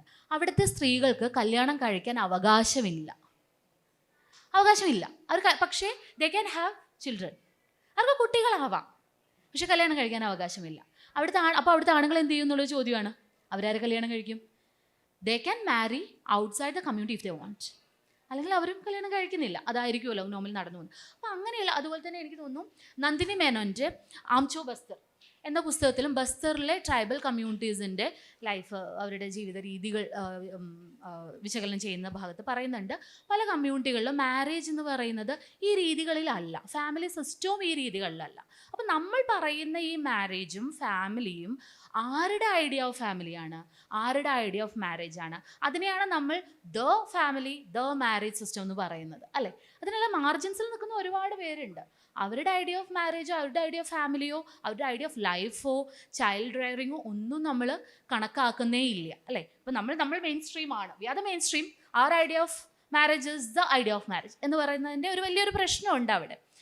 ഇനി സൈക്കോളജിക്കലി പറയുകയാണെങ്കിൽ ഇപ്പം ഒരുപാട് കേസുകളൊക്കെ ഞാൻ കണ്ടിട്ടുണ്ട്. ഈ ഫാമിലി സിസ്റ്റത്തിൽ നിന്ന് അതിൻ്റെ ഈ ഒരു ശ്വാസം മുട്ടലിൽ നിൽക്കുന്ന ഒരുപാട് സ്ത്രീകൾക്ക് സൈക്കോസൊമാറ്റിക് സിംറ്റംസ്, സൈക്കോസൊമാറ്റിക് ഡിസോർഡേഴ്സിൻ്റെ എണ്ണം ഭയങ്കര കൂടുന്നു എന്നുള്ള ഒരുപാട് സ്റ്റാറ്റിസ്റ്റിക്കൽ ഡേറ്റയുണ്ട്. അപ്പോൾ നമ്മുടെ തന്നെ പല അമ്മമാരുടെ ജനറേഷൻ എടുത്ത് നോക്കിയാൽ പലതരം വേദനകളെ കുറിച്ച് അവർ പറയും. എനിക്ക് വിട്ടുമാറാത്ത കാലുവേദനയാണ്, എനിക്ക് വിട്ടുമാറാത്ത പുറം വേദനയാണ്, വിട്ടുമാറാത്ത കഴുത്ത് വേദനയാണ്. പക്ഷേ ഇതിന് നമ്മളൊരു ഡോക്ടറെ അടുത്ത് പോയാൽ, ഒരു ഫിസിഷ്യൻ്റെ അടുത്ത് പോയാൽ പ്രത്യേകിച്ച് ഫിസിയോളജിക്കൽ റീസൺസ് ഒന്നും കാണില്ല. അപ്പോൾ അവർ അടുത്തത് എന്താണ്, സൈക്കോളജിക്കൽ റീസൺസ് ആണോ നോക്കും. പലപ്പോഴും സൈക്കോളജിക്കൽ റീസൺസ് ആണ്. അപ്പോൾ അവർ ഈ സിസ്റ്റത്തിൻ്റെ ഉള്ളിൽ എത്തുകയും ചെയ്തു. ഈ പറഞ്ഞ പാട്രിയാർക്കൽ ഫാമിലിയുടെ ഉള്ളിൽ, അതിൻ്റെ ഉള്ളിൽ അവർക്ക് അവരുടേതായിട്ടുള്ള ഒരു കർത്തൃത്വമില്ല, ഏജൻസി ഇല്ല, ഓട്ടോണോമി ഇല്ല, ഇത് എക്സ്പ്രസ് ചെയ്യാൻ വയ്യ. അപ്പോൾ ഇത് പലതരത്തിലുള്ള സൈക്കോളജിക്കൽ പ്രശ്നമായിട്ട് പുറത്തേക്ക് വരും. അതാണ് ഈ വേദനകളായിട്ട് വരുന്നത്. പല പെയിനിൻ്റെയും ബേസ് സൈക്കോളജിക്കലാണ്. അപ്പോൾ ഇതൊക്കെ ഒരു ഫാക്റ്റാണ്, നമ്മുടെ സൊസൈറ്റിയിൽ നിലനിൽക്കുന്ന ഒരു ഫാക്റ്റാണ്. ഇത് കേരള സൊസൈറ്റിയിൽ വളരെയധികം ഉണ്ട്, നമ്മുടെ സ്ത്രീകളെ എടുത്തു നോക്കിയാൽ. അപ്പം പിന്നെ ഇതുപോലെ ഈ ഒരു ആങ്സൈറ്റിനെ കുറിച്ച് പറഞ്ഞല്ലോ, വധുവിനെ ആവശ്യമുണ്ട്, വരനെ ആവശ്യമില്ല. ഈ ആങ്സൈറ്റി വരുന്നത് നമ്മുടെ ഒരു മെയിൽ പോപ്പുലേഷൻ എന്നായിരിക്കും കൂടുതൽ. വളരെ രസമുള്ള ഒരു കാര്യമുണ്ടേ. അപ്പോൾ ഇതുപോലൊരു സെഷൻ ഈ അടുത്ത കാലത്ത് വേറൊരു ലിറ്ററേച്ചർ ഫെസ്റ്റിവലിൽ ഞാൻ ഉണ്ടായിരുന്നു, അതിൽ പങ്കെടുത്തിരുന്നു ആ പാനലിൽ. അപ്പോൾ ഞാൻ അവിടെ പറഞ്ഞൊരു കാര്യമാണ്, ആലപ്പുഴയിൽ കുറച്ച് മാസങ്ങളായി ഒരു പത്രവാർത്തയാണ് ആലപ്പുഴയിൽ നിന്ന് വന്ന്. അവിടുത്തെ ഒരു പഞ്ചായത്ത് പ്രസിഡൻറ്റ് പത്രത്തിൽ വാർത്ത കൊടുക്കുകയാണ്, ഇവിടുത്തെ ചെറുപ്പക്കാർക്ക് കല്യാണം കഴിക്കാൻ സ്ത്രീകളെ കിട്ടുന്നില്ല, അപ്പോൾ ഇവിടുത്തെ സ്ത്രീകൾ ദയവ് ചെയ്ത് കല്യാണം കഴിക്കാൻ റെഡി ആവണം എന്നുള്ള ആളുടെ ഒരു അത്രയും കൺസേൺ ആണ്. ആളുടെ ഒരു പഞ്ചായത്തിനെ കുറിച്ചുള്ള എന്ത് ചെയ്യും, അതിനിപ്പോൾ വോട്ടുകളെ കുറിച്ച് മാത്രമുള്ള കൺസേൺ ആണോ എന്ന് നമ്മൾക്കറിയില്ല. പക്ഷേ ഞാൻ പറയുന്നത്, അപ്പോൾ അതിന് മറുപടിയായിട്ട് സോഷ്യൽ മീഡിയയിൽ ആ പഞ്ചായത്തിലെ ഈ പറയുന്ന ഒരു 20-യുടെയും 30-യുടെയും ഇടയിലുള്ള ആണുങ്ങൾ മറുപടി കൊടുത്ത മെയിൽ പോപ്പുലേഷൻ, ഞങ്ങൾക്ക് കല്യാണം കഴിക്കുന്നത് വലിയ നിർബന്ധമൊന്നുമില്ല, പഞ്ചായത്ത് പ്രസിഡന്റ് എന്തിനാണ് ഞങ്ങളെ കൊണ്ട് നിർബന്ധിച്ച് കല്യാണം കഴിപ്പിക്കുന്നത് എന്നല്ല. അപ്പോൾ എനിക്ക് തോന്നുന്നു ഈ ആങ്സൈറ്റി, ഞാനിപ്പോൾ യങ് പോപ്പുലേഷനോട്, എൻ്റെ സ്റ്റുഡൻസ് കമ്മ്യൂണിറ്റി, അതാണല്ലോ ഞാൻ ദിവസവും ഇൻട്രാക്ട് ചെയ്യുന്നത്, അവരോട് ചോദിക്കുമ്പോൾ അവർ 20-യുടെയും 25-ൻ്റെയും ഒക്കെ ഇടയിലുള്ള അവർക്ക് ഈ ആങ്സൈറ്റി അധികമൊന്നും ഇല്ല. ഈ ആങ്സൈറ്റി കൂടുതലുള്ളത് എനിക്ക് 30s നിൽക്കുന്ന, അതുപോലെ തന്നെ ഒരു 50s നിൽക്കുന്ന പേരൻസിൻ്റെ ജനറേഷനും 30 കഴിഞ്ഞിട്ട് കല്യാണം കഴിക്കാതെ നിൽക്കുന്ന ആളുകൾക്കും മെയിൻലി മെയിൽ പോപ്പുലേഷനുള്ള ഒരു കൺസേൺ ആണ് ഇതെന്നാണ് തോന്നുന്നത്. അപ്പം ഞാനൊക്കെ എന്താ പറയുക, marked safe from the risk of marriage എന്ന് പറയുന്ന ആളാണ്. ഇത്രയും at the age of 36 I can happily and proudly say that ഞാൻ അതിന്ന് ആ സിസ്റ്റത്തിൻ്റെ പ്രഷറിന്ന് പുറത്തേക്ക് വന്നിട്ടില്ല, ഇതുവരെയും പുറത്ത് വന്നിട്ടുള്ള ആളാണ്. ഇതെൻ്റെ ചോയ്സാണ്. അപ്പോൾ ഈ ചോയ്സ് എന്നുള്ള അത് ചോയ്സ് തന്നെയായിരുന്നു. അപ്പോൾ ഈ ചോയ്സ് എന്നുള്ളതാണ് ഏറ്റവും ഇമ്പോർട്ടൻറ്റ്. സൈക്കോളജിക്കലി സ്പീക്കിംഗ്, നമ്മൾക്ക് നമ്മുടെ ജീവിതത്തിൽ തീരുമാനങ്ങൾ എടുക്കാനുള്ള ആ ഒരു ചോയ്സ് ഉണ്ടെങ്കിൽ, തിരഞ്ഞെടുപ്പുകളുടെ സാധ്യതയുണ്ടെങ്കിൽ, that makes us more mentally healthy. എവിടെയൊക്കെയാണോ നമ്മൾക്ക് തിരഞ്ഞെടുപ്പുകൾക്കുള്ള സാധ്യതകൾ കുറയുന്നത്, മറ്റുള്ളവരുടെ തിരഞ്ഞെടുപ്പുകൾ നമ്മുടെ മേലെ അടിച്ചേൽപ്പിക്കപ്പെടുന്നത്, ബീറ്റ് എനിത്തിങ്, ലിവ് മാരേജ്, എല്ലാം, നിങ്ങൾ എന്ത് കഴിക്കണം, നിങ്ങൾ എന്ത് ഉടുക്കണം, എന്ത് ഡ്രസ്സ് ഇടണം, എവിടേക്ക് പോകണം, എത്ര യാത്ര ചെയ്യണം. ഇപ്പോൾ ചില സെമറ്റിക് റിലീജിയനിലൊക്കെ നിങ്ങൾ എത്ര ദൂരം ഒരു മെയിൽ നിങ്ങളുടെ പാർട്ട്ണറുടെ കൂടെയോ അച്ഛൻ്റെ കൂടെയോ അല്ലാതെ നിങ്ങൾക്ക് എത്ര ദൂരം സഞ്ചരിക്കാമെന്ന് കൃത്യമായി എഴുതപ്പെട്ടിട്ടുണ്ട്. ഇതൊക്കെ വായിച്ചിട്ടും അറിഞ്ഞിട്ടും ഉള്ളൊരു കമ്മ്യൂണിറ്റിയിൽ വളർന്ന ആളാണ് ഞാൻ. അപ്പോൾ ചെറുപ്പം മുതലേ ഞാൻ ഇതിനോടൊക്കെ ഒരു സന്ധിയില്ലാ സമരം പ്രഖ്യാപിച്ചുകൊണ്ടാണ് വന്നിട്ടുള്ളത്. അപ്പം അതുപോലെ നിങ്ങൾക്ക് എത്ര സമയം ഒരു ക്ലോസ് റൂമിൽ, ഒരു ക്ലോസ് സ്പേസിൽ വേറെ മെയിൽ മെമ്പേഴ്സിൻ്റെ കൂടി ഇരിക്കാനേ പാടില്ല എന്നൊക്കെ പറയുന്നത്. അപ്പോൾ ഇങ്ങനെയുള്ള ഒരുപാട് നൂലാമാലകളുണ്ട്. അപ്പോൾ ഇതിൽ ഈ ചോയ്സുകൾ, നമ്മുടെ തിരഞ്ഞെടുപ്പുകൾ നമ്മുടേതാവുമ്പോൾ സ്വാഭാവികമായിട്ടും നമ്മൾ കൂടുതൽ മെൻ്റലി ഹെൽത്തി ആവും. അപ്പോൾ കൂടുതൽ മെൻ്റലി ഹെൽത്തി ആയിട്ടുള്ള ഒരു പോപ്പുലേഷനാണ് നമ്മൾ വിഭാവനം ചെയ്യുന്നതെങ്കിൽ, അങ്ങനെ ഒരു സൊസൈറ്റിയാണ് നമ്മൾ വിഭാവനം ചെയ്യുന്നതെങ്കിൽ, മാരേജ് അത് ഏത് തരത്തിലുള്ള കല്യാണം ആയിക്കോട്ടെ, അത് ഏത് തരത്തിലുള്ള റിലേഷൻഷിപ്സ് ആണ് ആളുകൾ ഒപ്റ്റ് ചെയ്യുന്ന ആയിക്കോട്ടെ, മോണോഗാമസ്, പോളിഗാമസ്, വാട്ടെവർ, എന്തൊക്കെയായാലും അത് ഒരാളുടെ തീരുമാനമായിരിക്കണം. അത് അയാളുടെ ഇൻഫോംഡ് ചോയ്സ് ആയിരിക്കണം. അതിനെക്കുറിച്ച് കൃത്യമായ ധാരണയോട് കൂടിയിട്ടുള്ള തീരുമാനമായിരിക്കണം. അപ്പോൾ ശരിയാണ്, പല ആളുകളും കല്യാണത്തിലേക്ക് എത്തിപ്പെട്ടത് പലതരത്തിലുള്ള പ്രഷർ കാരണമാണ്. ഇപ്പോൾ നേരത്തെ ഇവിടെ ആഷ് പറഞ്ഞതുപോലെ ഞങ്ങളിതിന് മുൻപൊന്ന് സംസാരിക്കുകയായിരുന്നു. ഞാനൊരു 15 വർഷക്കാലം കേരളത്തിന് പുറത്ത് ജീവിച്ച് ഇപ്പോൾ 1 വർഷമായിട്ട് കേരളത്തിൽ തിരിച്ചു വന്ന് ജോലി ചെയ്യുന്ന ആളാണ്. അപ്പോൾ ഞാൻ എൻ്റെ വിദ്യാഭ്യാസവും എന്താ പറയുക ജോലിയൊക്കെ ആയിട്ട് കേരളത്തിന് പുറത്തായിരുന്നു. അപ്പോൾ ഭൂരിഭാഗം ഒരു 11-12 വർഷത്തോളം ഡൽഹിയിലുമായിരുന്നു. അപ്പോൾ അവിടെ ഒന്നും ഒരു യൂണിവേഴ്സിറ്റി സ്പേസിൽ ജീവിച്ച് എനിക്ക് ഒരു സിംഗിളായിട്ട് ഇരിക്കുക എന്നുള്ളത് വളരെ നോർമലായിട്ടുള്ള നാച്ചുറൽ ആയിട്ടുള്ള കാര്യമായിട്ടാണ് തോന്നിയിട്ടില്ല. ഒരുപാട് പേര് നമുക്ക് ചുറ്റും അങ്ങനെ ഉണ്ട് താനും. അപ്പോൾ ഇതിലൊരു പ്രശ്നം തോന്നിയിരുന്നില്ല. പക്ഷേ കേരളത്തിൽ വന്നതിന് ശേഷം ഈ 1 വർഷത്തിൽ പല തരത്തിൽ ഡെയിലി നമുക്ക് ഈ ഒരു പ്രഷർ അത് ഒരു എന്താ പറയുക വളരെ ഇൻഡയറക്റ്റൊക്കെ ആയിട്ടാണ് നമ്മളെ ബാധിക്കുന്നത്.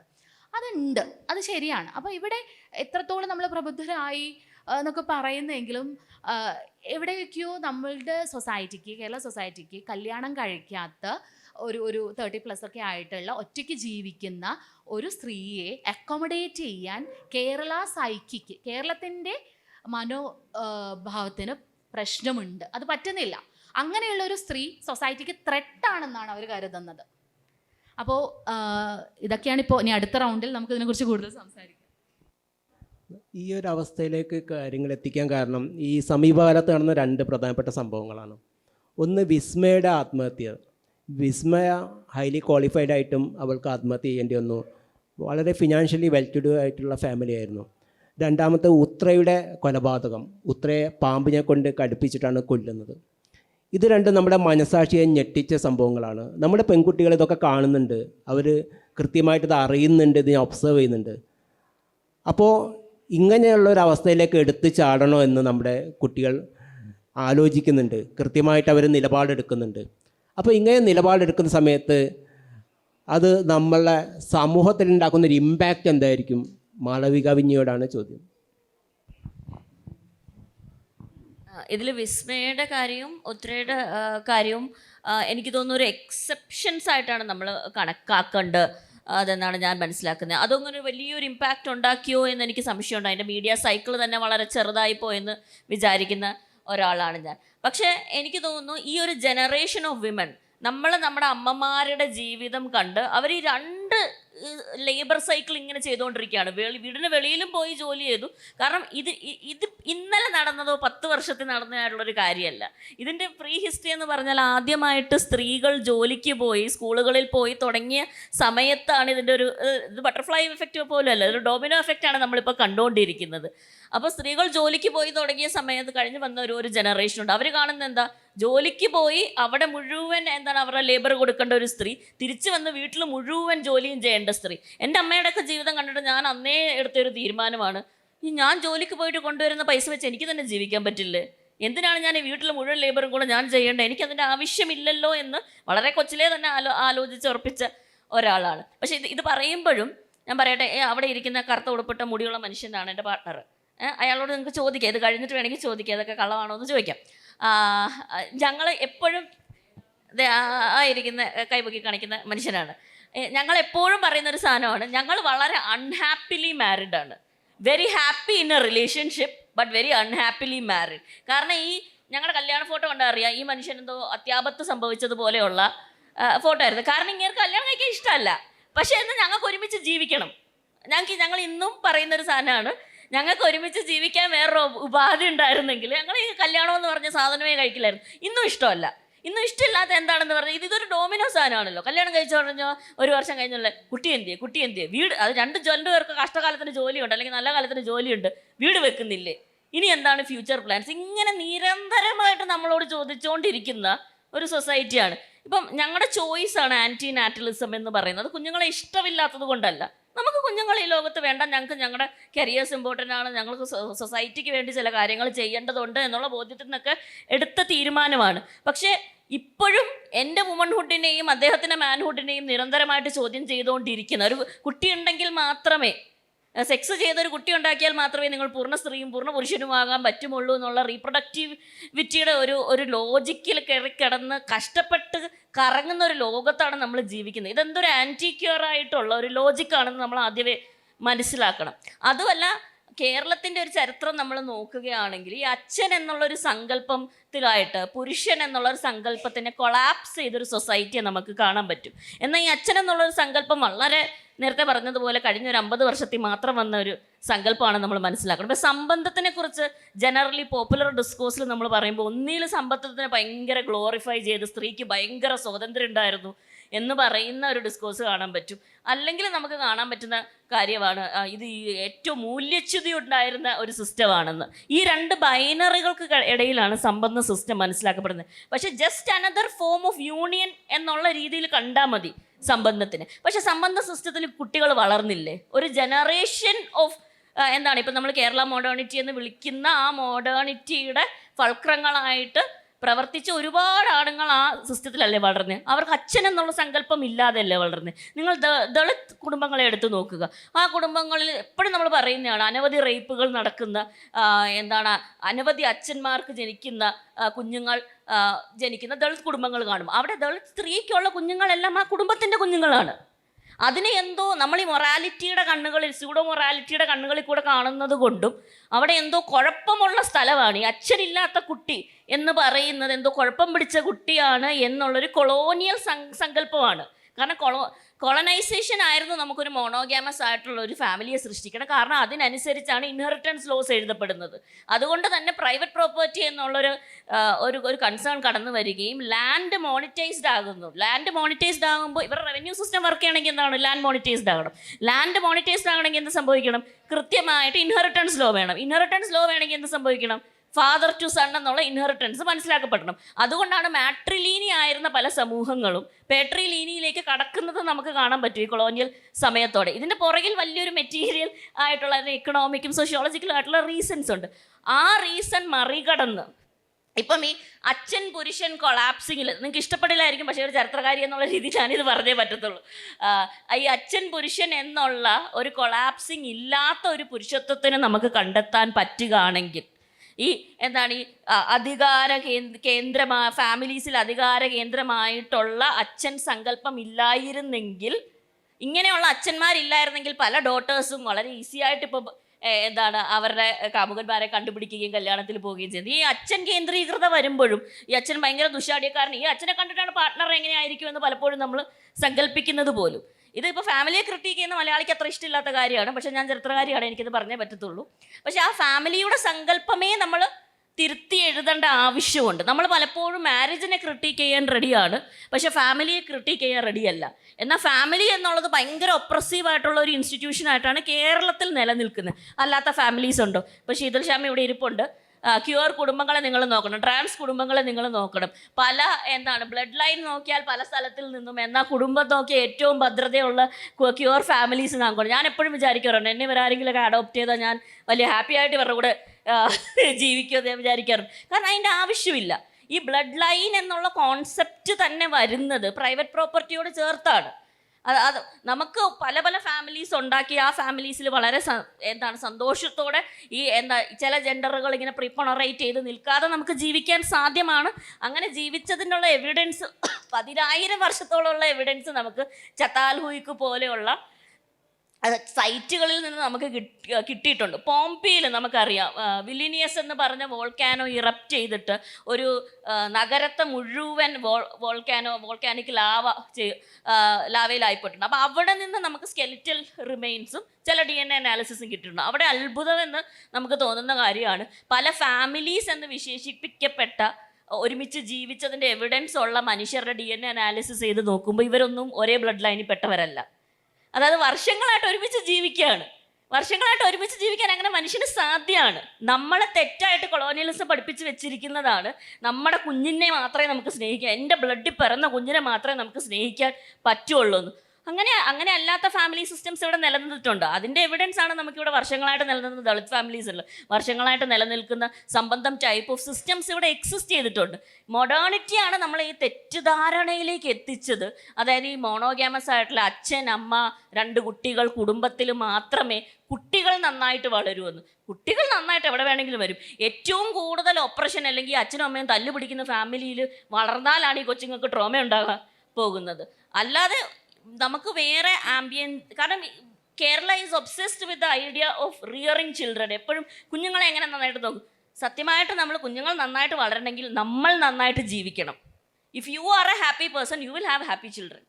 U are not happy person in the first place. എന്നാൽ എന്താ ഈ അച്ഛനും അമ്മയും കൂടെ വിചാരിക്കുകയാണ് ഞങ്ങൾ തല്ലുകൂടി ഈ കൊച്ചിന് വേണ്ടി ഞങ്ങൾ തല്ലുകൂടി ജീവിച്ചോളാമേ എന്ന് വിചാരിച്ച് ഈ കൊച്ചിൻ്റെ ലൈഫ് കുളമാക്കുന്ന ഒരു ഫാമിലി സിസ്റ്റമാണ് നമ്മൾ കേരളത്തിൽ കാണുന്നത്. അപ്പോൾ ഹാപ്പി പാരൻസും അല്ല, ഹാപ്പി ചിൽഡ്രനും അല്ല.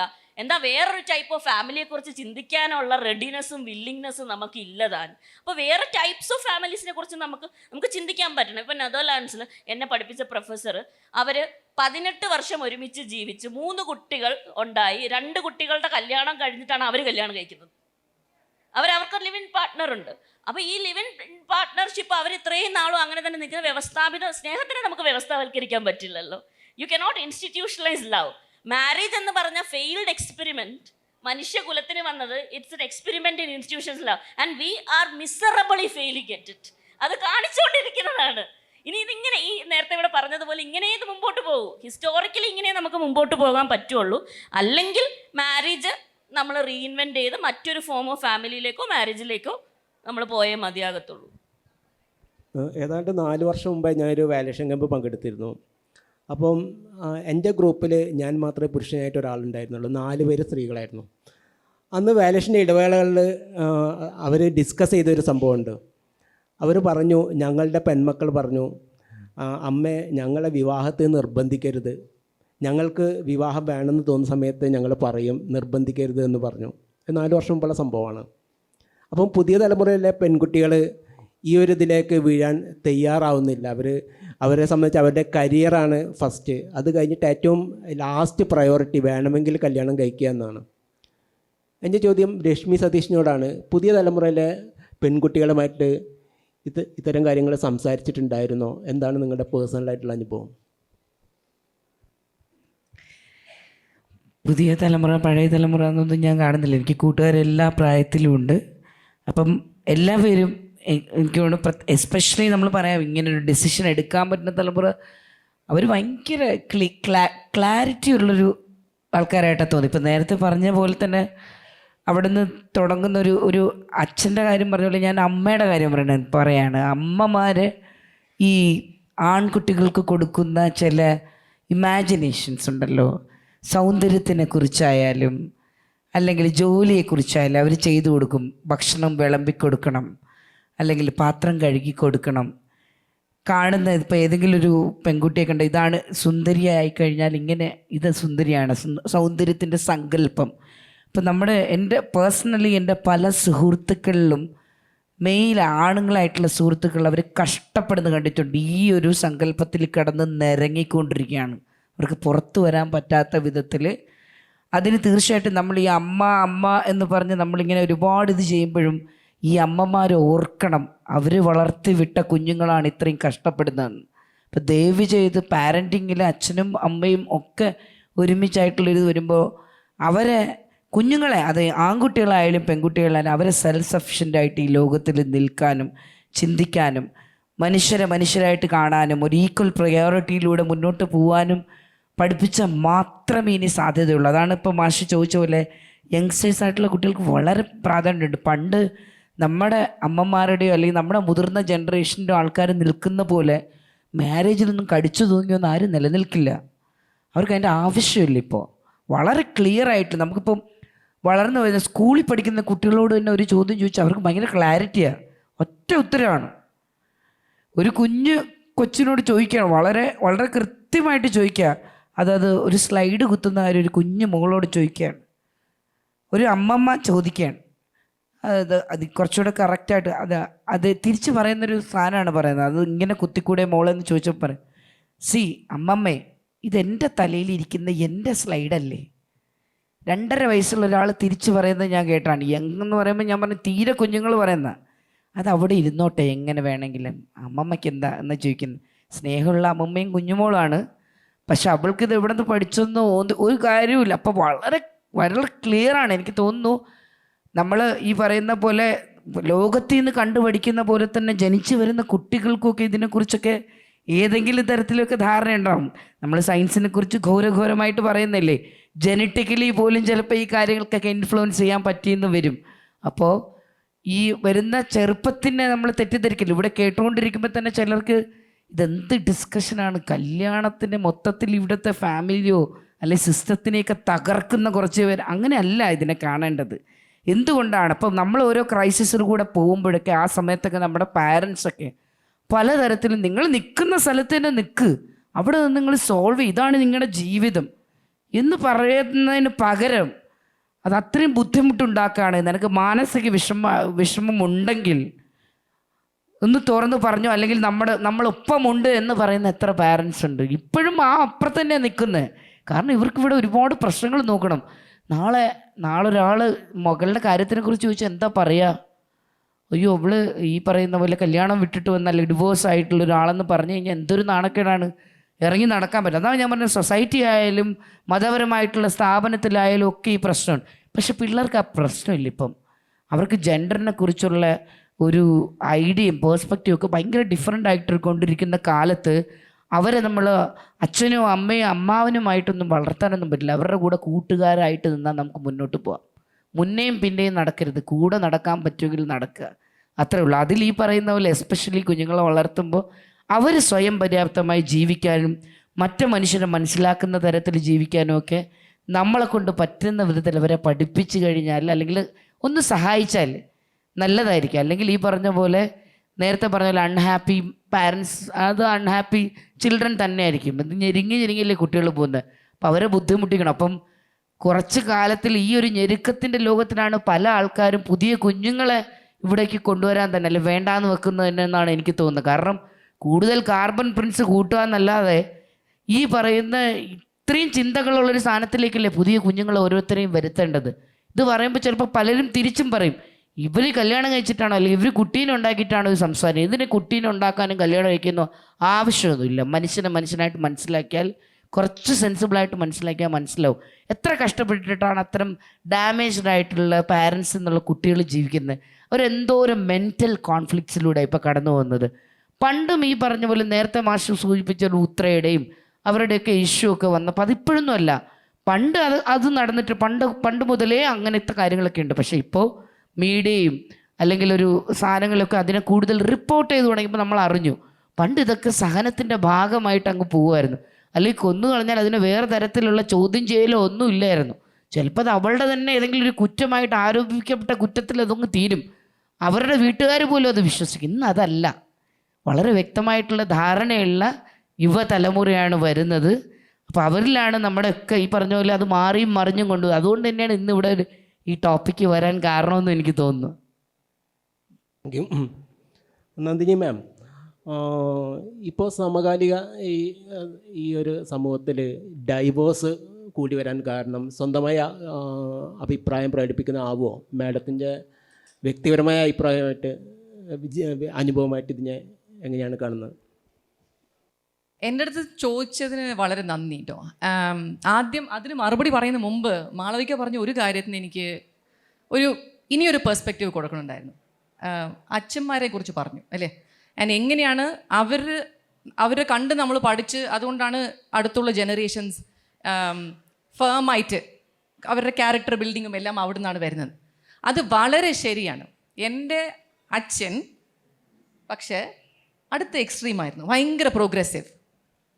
ജെൻഡർ ഈക്വാലിറ്റി എന്താണ് എന്നത് എനിക്ക് ചെറുപ്പം മുതൽ തന്നെ പഠിപ്പിച്ചു വന്നത്. ജെൻഡർ ഈക്വാലിറ്റി എന്ന വാക്ക് ഉണ്ടായിട്ടല്ല, നീയും നിൻ്റെ ചേട്ടനും ഒന്ന് തന്നെയാണ്. അവൻ മരം കയറുവാണെങ്കിൽ നീയും മരം കയറും, അവൻ ബൈക്ക് ഓട്ടിക്കുകയാണെങ്കിൽ നീയും ബൈക്ക് ഓട്ടിക്കും, അവൻ കാർ ഓടിക്കാൻ പഠിച്ചതിന് നീയും പഠിച്ചിരിക്കും, അവൻ ഗ്രാജുവേറ്റ് ആണ്, നീ അവനെ കൂടുതൽ പഠിക്കും. അങ്ങനെയായിരുന്നു എൻ്റെ അച്ഛൻ എന്നെ വളർത്തിയത്. അപ്പോൾ അങ്ങനത്തെ ഒരു സ്റ്റീരിയോ ടൈപ്പാണ് എനിക്കറിയുന്നത്. ഓക്കെ, അതാണ് ഞാൻ ലോകത്ത് പോകുമ്പോൾ ഞാൻ പ്രതീക്ഷിക്കുന്നത് എൻ്റെ പാർട്ട്ണറായിട്ട്. കിട്ടുന്നുണ്ടോ? വെരി സോറി, കിട്ടുന്നില്ല. ഓക്കെ, അച്ഛൻ മലയാളിയാണ്, ഒരു കുഗ്രാമത്തിൽ നിന്ന് വന്നാണ്, ചിത്തൂർ താലൂക്ക്, അവിടെ കൊഴിഞ്ഞാമ്പാറ, അതിൻ്റെ ഉള്ളിൽ കള്ളിയമ്പാറ. ഓക്കെ, ഇപ്പോഴും ആ ഗ്രാമത്തിന് ബസ്സില്ല. അപ്പോൾ I just wanted to tell you, in terms of the urban perspectives that you're bringing about, you said it's not a big thing. പക്ഷേ ഇവിടെ കേരളത്തിൽ ഒരു ചെറിയ ഗ്രാമത്തിൽ 50 വർഷം മുമ്പ് തന്നെ ഒരു മനുഷ്യൻ ജെൻഡർ ഇക്വാലിറ്റി എന്താണ് എന്ന് എൻ്റെ വീട്ടിൽ എൻ്റെ അമ്മയ്ക്കാണെങ്കിലും ശരി, അത് കഴിഞ്ഞിട്ട് ജനിച്ച് വളർന്ന് എനിക്കാണെങ്കിലും ശരി പഠിപ്പിച്ചിട്ടുണ്ട്. അതാണ് കേരളം, അതാണ് Keralam. For me that's what Kerala is. Okay, so എനിക്ക് യാതൊരു സ്റ്റീരിയോ ടൈപ്സും ഇതിനെ മാച്ച് ചെയ്യുന്നതായിട്ട് ഇല്ല. For me this is the normal. Okay, so എൻ്റെ കൂടെ വരുന്ന എൻ്റെ കൂടെ നടക്കുന്ന പാർട്ട്ണർ ആണെങ്കിലും ശരി, ഞാൻ വളർത്തുന്ന കൊച്ചാണെങ്കിലും ശരി, അവർക്ക് ഞാൻ ഇതേ പഠിപ്പിക്കുന്നുള്ളൂ, അവരുടെ അടുത്ത് നിന്ന് ഞാൻ ഇതേ പ്രതീക്ഷിക്കുന്നുള്ളൂ. Okay, so I just want to place that as a perspective. വിവാഹമോചനം, എൻ്റെ സ്റ്റേറ്റസ് സെപ്പറേറ്റഡ് ഓൾമോസ്റ്റ് ഡിവോഴ്സ്ഡ് ആണ്. ഓക്കെ, കല്യാണം എന്നത് ഒരു പ്രാവശ്യം എൻ്റെ ജീവിതത്തിൽ നടന്നു പോയി. നടക്കണമായിരുന്നോ? Definitely no. സോറി, അത് ശരി, വളരെ ഏത് പോലീസുകാർക്കും ഒരു അബദ്ധം പറ്റുമല്ലോ. Correct, absolutely correct. പക്ഷെ ആ അബദ്ധം പറ്റിയത് ഒരു ഹോം ലോൺ കാരണമാണ് കേട്ടോ. അത് ഞാൻ പറഞ്ഞേക്കാം. എല്ലാ ടോപ്പിക്കും ഇവിടെ, എൻ്റെ ജീവിതത്തിൻ്റെ എല്ലാ ടോപ്പിക്കും ഇവിടെ വന്നിട്ടുണ്ട്. ഓക്കെ, നേരത്തെ നമ്മളൊരു ലിവ് ഇൻ റിലേഷൻഷിപ്പിലായിരുന്നു. പക്ഷേ സമൂഹം മാത്രമല്ല, സർക്കാർ എത്രത്തോളം ചാലഞ്ചസ് കൊണ്ടുവരാൻ പറ്റുമോ, നിങ്ങൾ പറഞ്ഞില്ലേ, ഹാപ്പിലി മാരീഡ് ആണോ? നോ. ഹാപ്പിലി ലിവിങ് ആണോ? Yes, exactly. പക്ഷെ നമ്മളെ ചുറ്റിയുള്ള സോഷ്യൽ ഓബ്സ്റ്റക്കിൾസ് എന്നൊരു വാക്ക്, ഓക്കെ, അത് എത്രത്തോളം നമ്മളിങ്ങനെ പ്രഷറൈസ് ചെയ്യുന്നത്. ഞാൻ ഡൽഹിയിലായിരുന്നു, അവിടെ ജേർണലിസ്റ്റ് ആയിരുന്നു. എനിക്ക് വീട് കിട്ടൂല, ബിക്കോസ് ഞാൻ ഒരു ലിവ് ഇൻ റിലേഷൻഷിപ്പിലായിരുന്നു. ഓക്കെ, എനിക്ക് ഹോം ലോൺ കിട്ടൂല. എനിക്കത് സമ്പാദിച്ച് സ്വന്തം കാലിൽ നിൽക്കാനുള്ള എല്ലാ കഴിവുമുണ്ട്. പക്ഷെ ഞാൻ വേറൊരു ബിക്കോസ് എനിക്ക് കല്യാണം പറഞ്ഞ സർട്ടിഫിക്കറ്റ്, മാരേജ് സർട്ടിഫിക്കറ്റ് ഇല്ലാത്തത് കൊണ്ട് എനിക്ക് ഹോം ലോൺ കിട്ടിയില്ല. ഇതൊക്കെ എൻ്റെ അനുഭവങ്ങളാണ്. റൈറ്റ്, സോ അൾട്ടിമേറ്റ്ലി ഞാൻ ആ പ്രഷറിന് I gave in. I had to say yes without wanting to. ആ ചോയ്സ് ഉണ്ടായിരുന്നെങ്കിൽ my life would have been very different. ഇപ്പോൾ ഈ വിവാഹമോചനം എന്നൊരു കാരണത്തെക്കുറിച്ച് ഞാനും ആലോചിക്കേണ്ട ആവശ്യമില്ല, എൻ്റെ കൂടെ വന്ന ആളും ആലോചിക്കേണ്ട ആവശ്യമില്ല. രണ്ടുപേർക്കും വെറുതെ ടോച്ച്. എങ്ങനെ നമ്മൾ വധു ആൻഡ് വരനെ കുറിച്ച് നമ്മൾ സംസാരിക്കുന്നു, അതേപോലെയാണ് നിങ്ങൾ പറഞ്ഞ പോലെ വിവാഹമോചനം എന്നത് ഒരു റിയാലിറ്റിയാണ്. ആൻഡ് അതിനെ ഒരു ഡേഞ്ചർ, അതായത് സാമൂഹിക ഡേഞ്ചറായി കാണുന്നതിനെക്കാട്ടിലും രണ്ട് അഡൾട്ട്സ് എങ്ങനെ ഒരു റിലേഷൻഷിപ്പിൻ്റെ ഉള്ളിൽ സ്വന്തം അറിവോടും സ്വന്തം ആഗ്രഹത്തോടും കയറി വരുന്നോ, അതേപോലെ സന്തോഷമില്ലാതെ ഒരു ജീവിതത്തിൽ നമ്മൾ സ്വന്തം പിരിയുവാണ് എന്നത് അക്സെപ്റ്റ് ചെയ്ത് പോകുന്നതാണ് എല്ലാവർക്കും സന്തോഷം. എൻ്റെ കൊച്ച് വളരെ സന്തോഷമായുള്ളൊരു കുട്ടിയാണ് ഇപ്പോൾ വളരുന്നത്. ബിക്കോസ് നിങ്ങൾ ആരോ പറഞ്ഞ പോലെ അവൾ വീണ്ടും വീണ്ടും വീണ്ടും നമ്മൾ അടിയുണ്ടാക്കുന്നതല്ല അവൾ കാണുന്നത്. അവളുടെ രണ്ട് പേരൻസ് വളരെ സന്തോഷമായിട്ട് അവരവർ ജീവിതത്തെ മുന്നോട്ട് കൊണ്ടുപോകുന്ന രണ്ടുപേരാണ് അവർ കാണുന്നത്. സോ ഇത് എല്ലാം എൻ്റെ പേഴ്സണൽ, ഈ സംസാരിച്ച എല്ലാ കാര്യങ്ങളും എൻ്റെ ജീവിതത്തിൽ സ്വന്തം ഞാൻ അനുഭവിച്ചിട്ടുള്ളതാണ്. ഞാൻ ഒരൊറ്റ കാര്യം പറയും, നമ്മുടെ ചിന്ത ഒന്ന് കുറച്ചും കൂടി വൈഡനായ the world is a possibility. Okay, so എന്തിനാണ് ഈ എന്താ പറയുക, ഒരു മാരേജ് എന്നൊരു ഇൻസ്റ്റിറ്റ്യൂഷനിൽ നമ്മൾ ഇങ്ങനെ കെട്ടി എന്താ പറയുക, അതിനെ നമ്മൾ എന്തിനാ കൺട്രോൾ ചെയ്യിപ്പിക്കാൻ ഒരു അവകാശം കൊടുക്കുന്നത്? എന്തുകൊണ്ടാണ്? എന്തിനാണ് സോഷ്യൽ സ്ട്രക്ചേഴ്സിനെ നമ്മൾ റീഇൻവെൻറ്റ് ചെയ്തുകൂടാ? അങ്ങനെയാണെങ്കിൽ ഇങ്ങനത്തെ ഒരു ആങ്സൈറ്റി ടോപ്പിക്കിന് ആവശ്യമേ ഇല്ലല്ലോ. നമുക്കൊന്ന് ഇനിയും രണ്ടുപേരോട് ചോദിക്കാനുണ്ട്. അതൊന്ന് കട്ട് ഷോട്ട് ചെയ്യേണ്ടതുണ്ട്. ചോദ്യം കട്ട് ഷോട്ട് ചെയ്യുന്നില്ല, ഉത്തരം. ഒരു സ്ത്രീ എന്തെഴുതുമ്പോഴും സമൂഹം വളരെ മൈക്രോസ്കോപ്പ് വെച്ചിട്ട് ഇങ്ങനെ നോക്കുന്നുണ്ട്, അനലൈസ് ചെയ്യുന്നുണ്ട്. സ്ത്രീക്ക് മാത്രമുള്ള ഒരു പ്രശ്നമാണ്. എൻ്റെ ഒരു ഫ്രണ്ടിൻ്റെ കൈ ഒടിച്ചു അവളുടെ ഹസ്ബൻഡ്, അവൾ ലേഖനം എഴുതിയതിൻ്റെ പേരിൽ. ഇപ്പോഴും അവൾ അതിൽ ചികിത്സയിലാണ്. അപ്പം ഈ സ്ത്രീ എഴുതുന്ന സമയത്ത് എന്തെഴുതിയാലും അത് അവളുടെ അനുഭവമാണെന്ന് ഇങ്ങനെ ഇഴകീറി പരിശോധിക്കുന്ന ഒരു സമൂഹത്തിൽ എഴുത്ത് എന്ന് പറയുന്നത് എത്രത്തോളം ക്ലേശകരമായിട്ടുള്ളൊരിതാണ്? ആ ശശിതയുടെ അനുഭവം എന്താണ്? ഇപ്പോൾ എഴുത്തുകാരി എന്ന നിലയിൽ മാത്രമല്ല, ഇപ്പോൾ ഏതൊരു പെണ്ണിനും പലതരത്തിലുള്ള സോഷ്യൽ ഓഡിറ്റിങ് നടക്കുന്നുണ്ടല്ലോ. ഇപ്പം നമ്മൾ ചെയ്യുന്ന നമ്മളുടെ ഡ്രസ്സിങ് തൊട്ട് എല്ലാ കാര്യത്തിലും പെണ്ണാണെങ്കിൽ ഇപ്പോൾ ഒരു പുരുഷനായിട്ട് അവിടെ വന്നിരിക്കുന്ന ഒരാൾ നമ്മൾ കാണുമ്പോൾ ഒരു സോഷ്യലി കണ്ടീഷനിങ് ആയിട്ട് നമ്മൾക്ക് ഒരു സ്ത്രീയുടെ വേഷവിധാനത്തെ കുറിച്ച് എതിർ അഭിപ്രായം ഉണ്ടാവാം. അപ്പോൾ ഈ എഴുത്തുകാരി എന്നുള്ള നിലയിൽ പേഴ്സണലി എനിക്കങ്ങനെ ഒരു ചാലഞ്ചസ് ഒന്നും വന്നിട്ടില്ല. എൻ്റെ പാർട്ട്ണറെ കുറിച്ചാണെങ്കിലും പുറത്തുനിന്നുള്ള ആളുകളെ കുറിച്ചാണെങ്കിൽ എഴുത്തിൽ മൊറാലിറ്റിയുടെ ക്വസ്റ്റ്യൻ വന്നിട്ടുണ്ട്. അതായത് നമ്മൾ യൂസ് ചെയ്യുന്ന വേർഡ്സ് അല്ലെങ്കിൽ ലസ്റ്റിനെ കുറിച്ചോ അല്ലെങ്കിൽ കൺവെൻഷണൽ സ്റ്റൈൽ ബ്രേക്ക് ചെയ്തിട്ട് നമ്മൾ എഴുതുന്നതുകൊണ്ട് അതിനെക്കുറിച്ചുള്ള പലതും പല ഇമ്മോറലാണെന്നോ അല്ലെങ്കിൽ അശ്ലീലമാണെന്നോ എന്നൊക്കെയുള്ള അഭിപ്രായം വന്നിട്ടുണ്ടെന്നല്ലാതെ സ്ത്രീ ആയതുകൊണ്ട് എഴുതരുത് അല്ലെങ്കിൽ എഴുതുന്നതിനെക്കുറിച്ച് അങ്ങനെയുള്ളൊരു പ്രശ്നം പേഴ്സണലി എനിക്ക് വന്നിട്ടില്ല. പക്ഷെ അത് എനിക്ക് പേഴ്സണലി ഇല്ലാത്ത അനുഭവം ലോകത്തിലുള്ള വേറുള്ളവർക്ക് ഉണ്ടാവില്ല എന്ന് വിചാരിക്കരുതല്ലോ. പലർക്കും അങ്ങനെയുള്ള അനുഭവങ്ങൾ പറഞ്ഞു കേട്ടിട്ടുണ്ട്. അപ്പോൾ എനിക്ക് ഈ ഒരു മാളവിക പറഞ്ഞൊരു ചെറിയൊരു അഡീഷൻ നടത്തട്ടെ. ഈ ഫാദർ എന്നുള്ളൊരു സങ്കല്പത്തെക്കുറിച്ച് പറഞ്ഞത് എൻ്റെ ഒരു ഫ്രണ്ട് പറഞ്ഞൊരു കാര്യമാണ്. അച്ഛനും അമ്മയും കൂടെ പോകുമ്പോൾ അച്ഛനോടാണ് എല്ലാ തരത്തിലുള്ള സീരിയസ് ടോക്കും ആളുകൾ നടത്തുക. അപ്പം അമ്മയുണ്ട്, അമ്മ ഈക്വലി എഡ്യൂക്കേറ്റഡ് ആണ് അല്ലെങ്കിൽ ഇൻ്റലിജൻ്റ് ആണ്, എല്ലാം ആണ്. അപ്പോൾ ആ സോഷ്യൽ സ്ട്രക്ചറിൽ നമ്മൾ ചെല്ലുമ്പോൾ അമ്മയെ ഒരു സെക്കൻഡ് സിറ്റിസൺ അല്ലെങ്കിൽ ഒരു എന്താ പറയുക സപ്പോർട്ടിങ് റോളാണ് അമ്മയ്ക്കുള്ളത്. അപ്പോൾ ഈ ഫ്രണ്ട് എന്നോട് പറഞ്ഞത്, എനിക്ക് ഇങ്ങനെ ഒരു റോള് ഞാൻ കല്യാണം കഴിച്ചിട്ട് എനിക്കത് വേണ്ട, അങ്ങനെ ഒരു സെക്കൻഡ് റോള് വേണ്ട. അപ്പോൾ അവള് അച്ഛനും അമ്മയും നല്ല റിലേഷൻഷിപ്പൊക്കെയാണ്, പക്ഷെ എനിക്ക് വേണ്ട എന്നുള്ള രീതിയിലാണ് സംസാരിക്കുന്നത്. അപ്പം ഞാൻ ഈ ഒരു പോയിന്റ് കേട്ടതുകൊണ്ട് പറയുകയാണ്. അപ്പോൾ ഞാൻ വിഷയത്തിലേക്ക് ഒന്നുകൂടെ വരാം. എഴുത്തിൽ അങ്ങനെ ഒരു പേഴ്സണലി എനിക്കൊരു അനുഭവം ഇല്ല, അതുകൊണ്ട് അതിനെക്കുറിച്ച് ഞാൻ പറയുന്നില്ല അധികം. ഇതിന് തുടർച്ചയായിട്ട് സുനൈനക്ക് എന്താണ് പറയുന്നത്? ഞാനിപ്പോൾ ആഷ് പറഞ്ഞതിനോട് ഒന്നുകൂടി ചേർത്ത് പറയുകയാണ്. അപ്പോൾ ഒരു റിസർച്ച് നടന്നിട്ടുണ്ട് ഹോസ്റ്റിംഗ് യൂണിവേഴ്സിറ്റിയിൽ. ഡീന ഹെനാഫോർട്ട് നടത്തിയ ഒരു റിസർച്ചിൽ, ഷീ ഈസ് ആൻ ആന്ത്രപ്പോളജിസ്റ്റ്.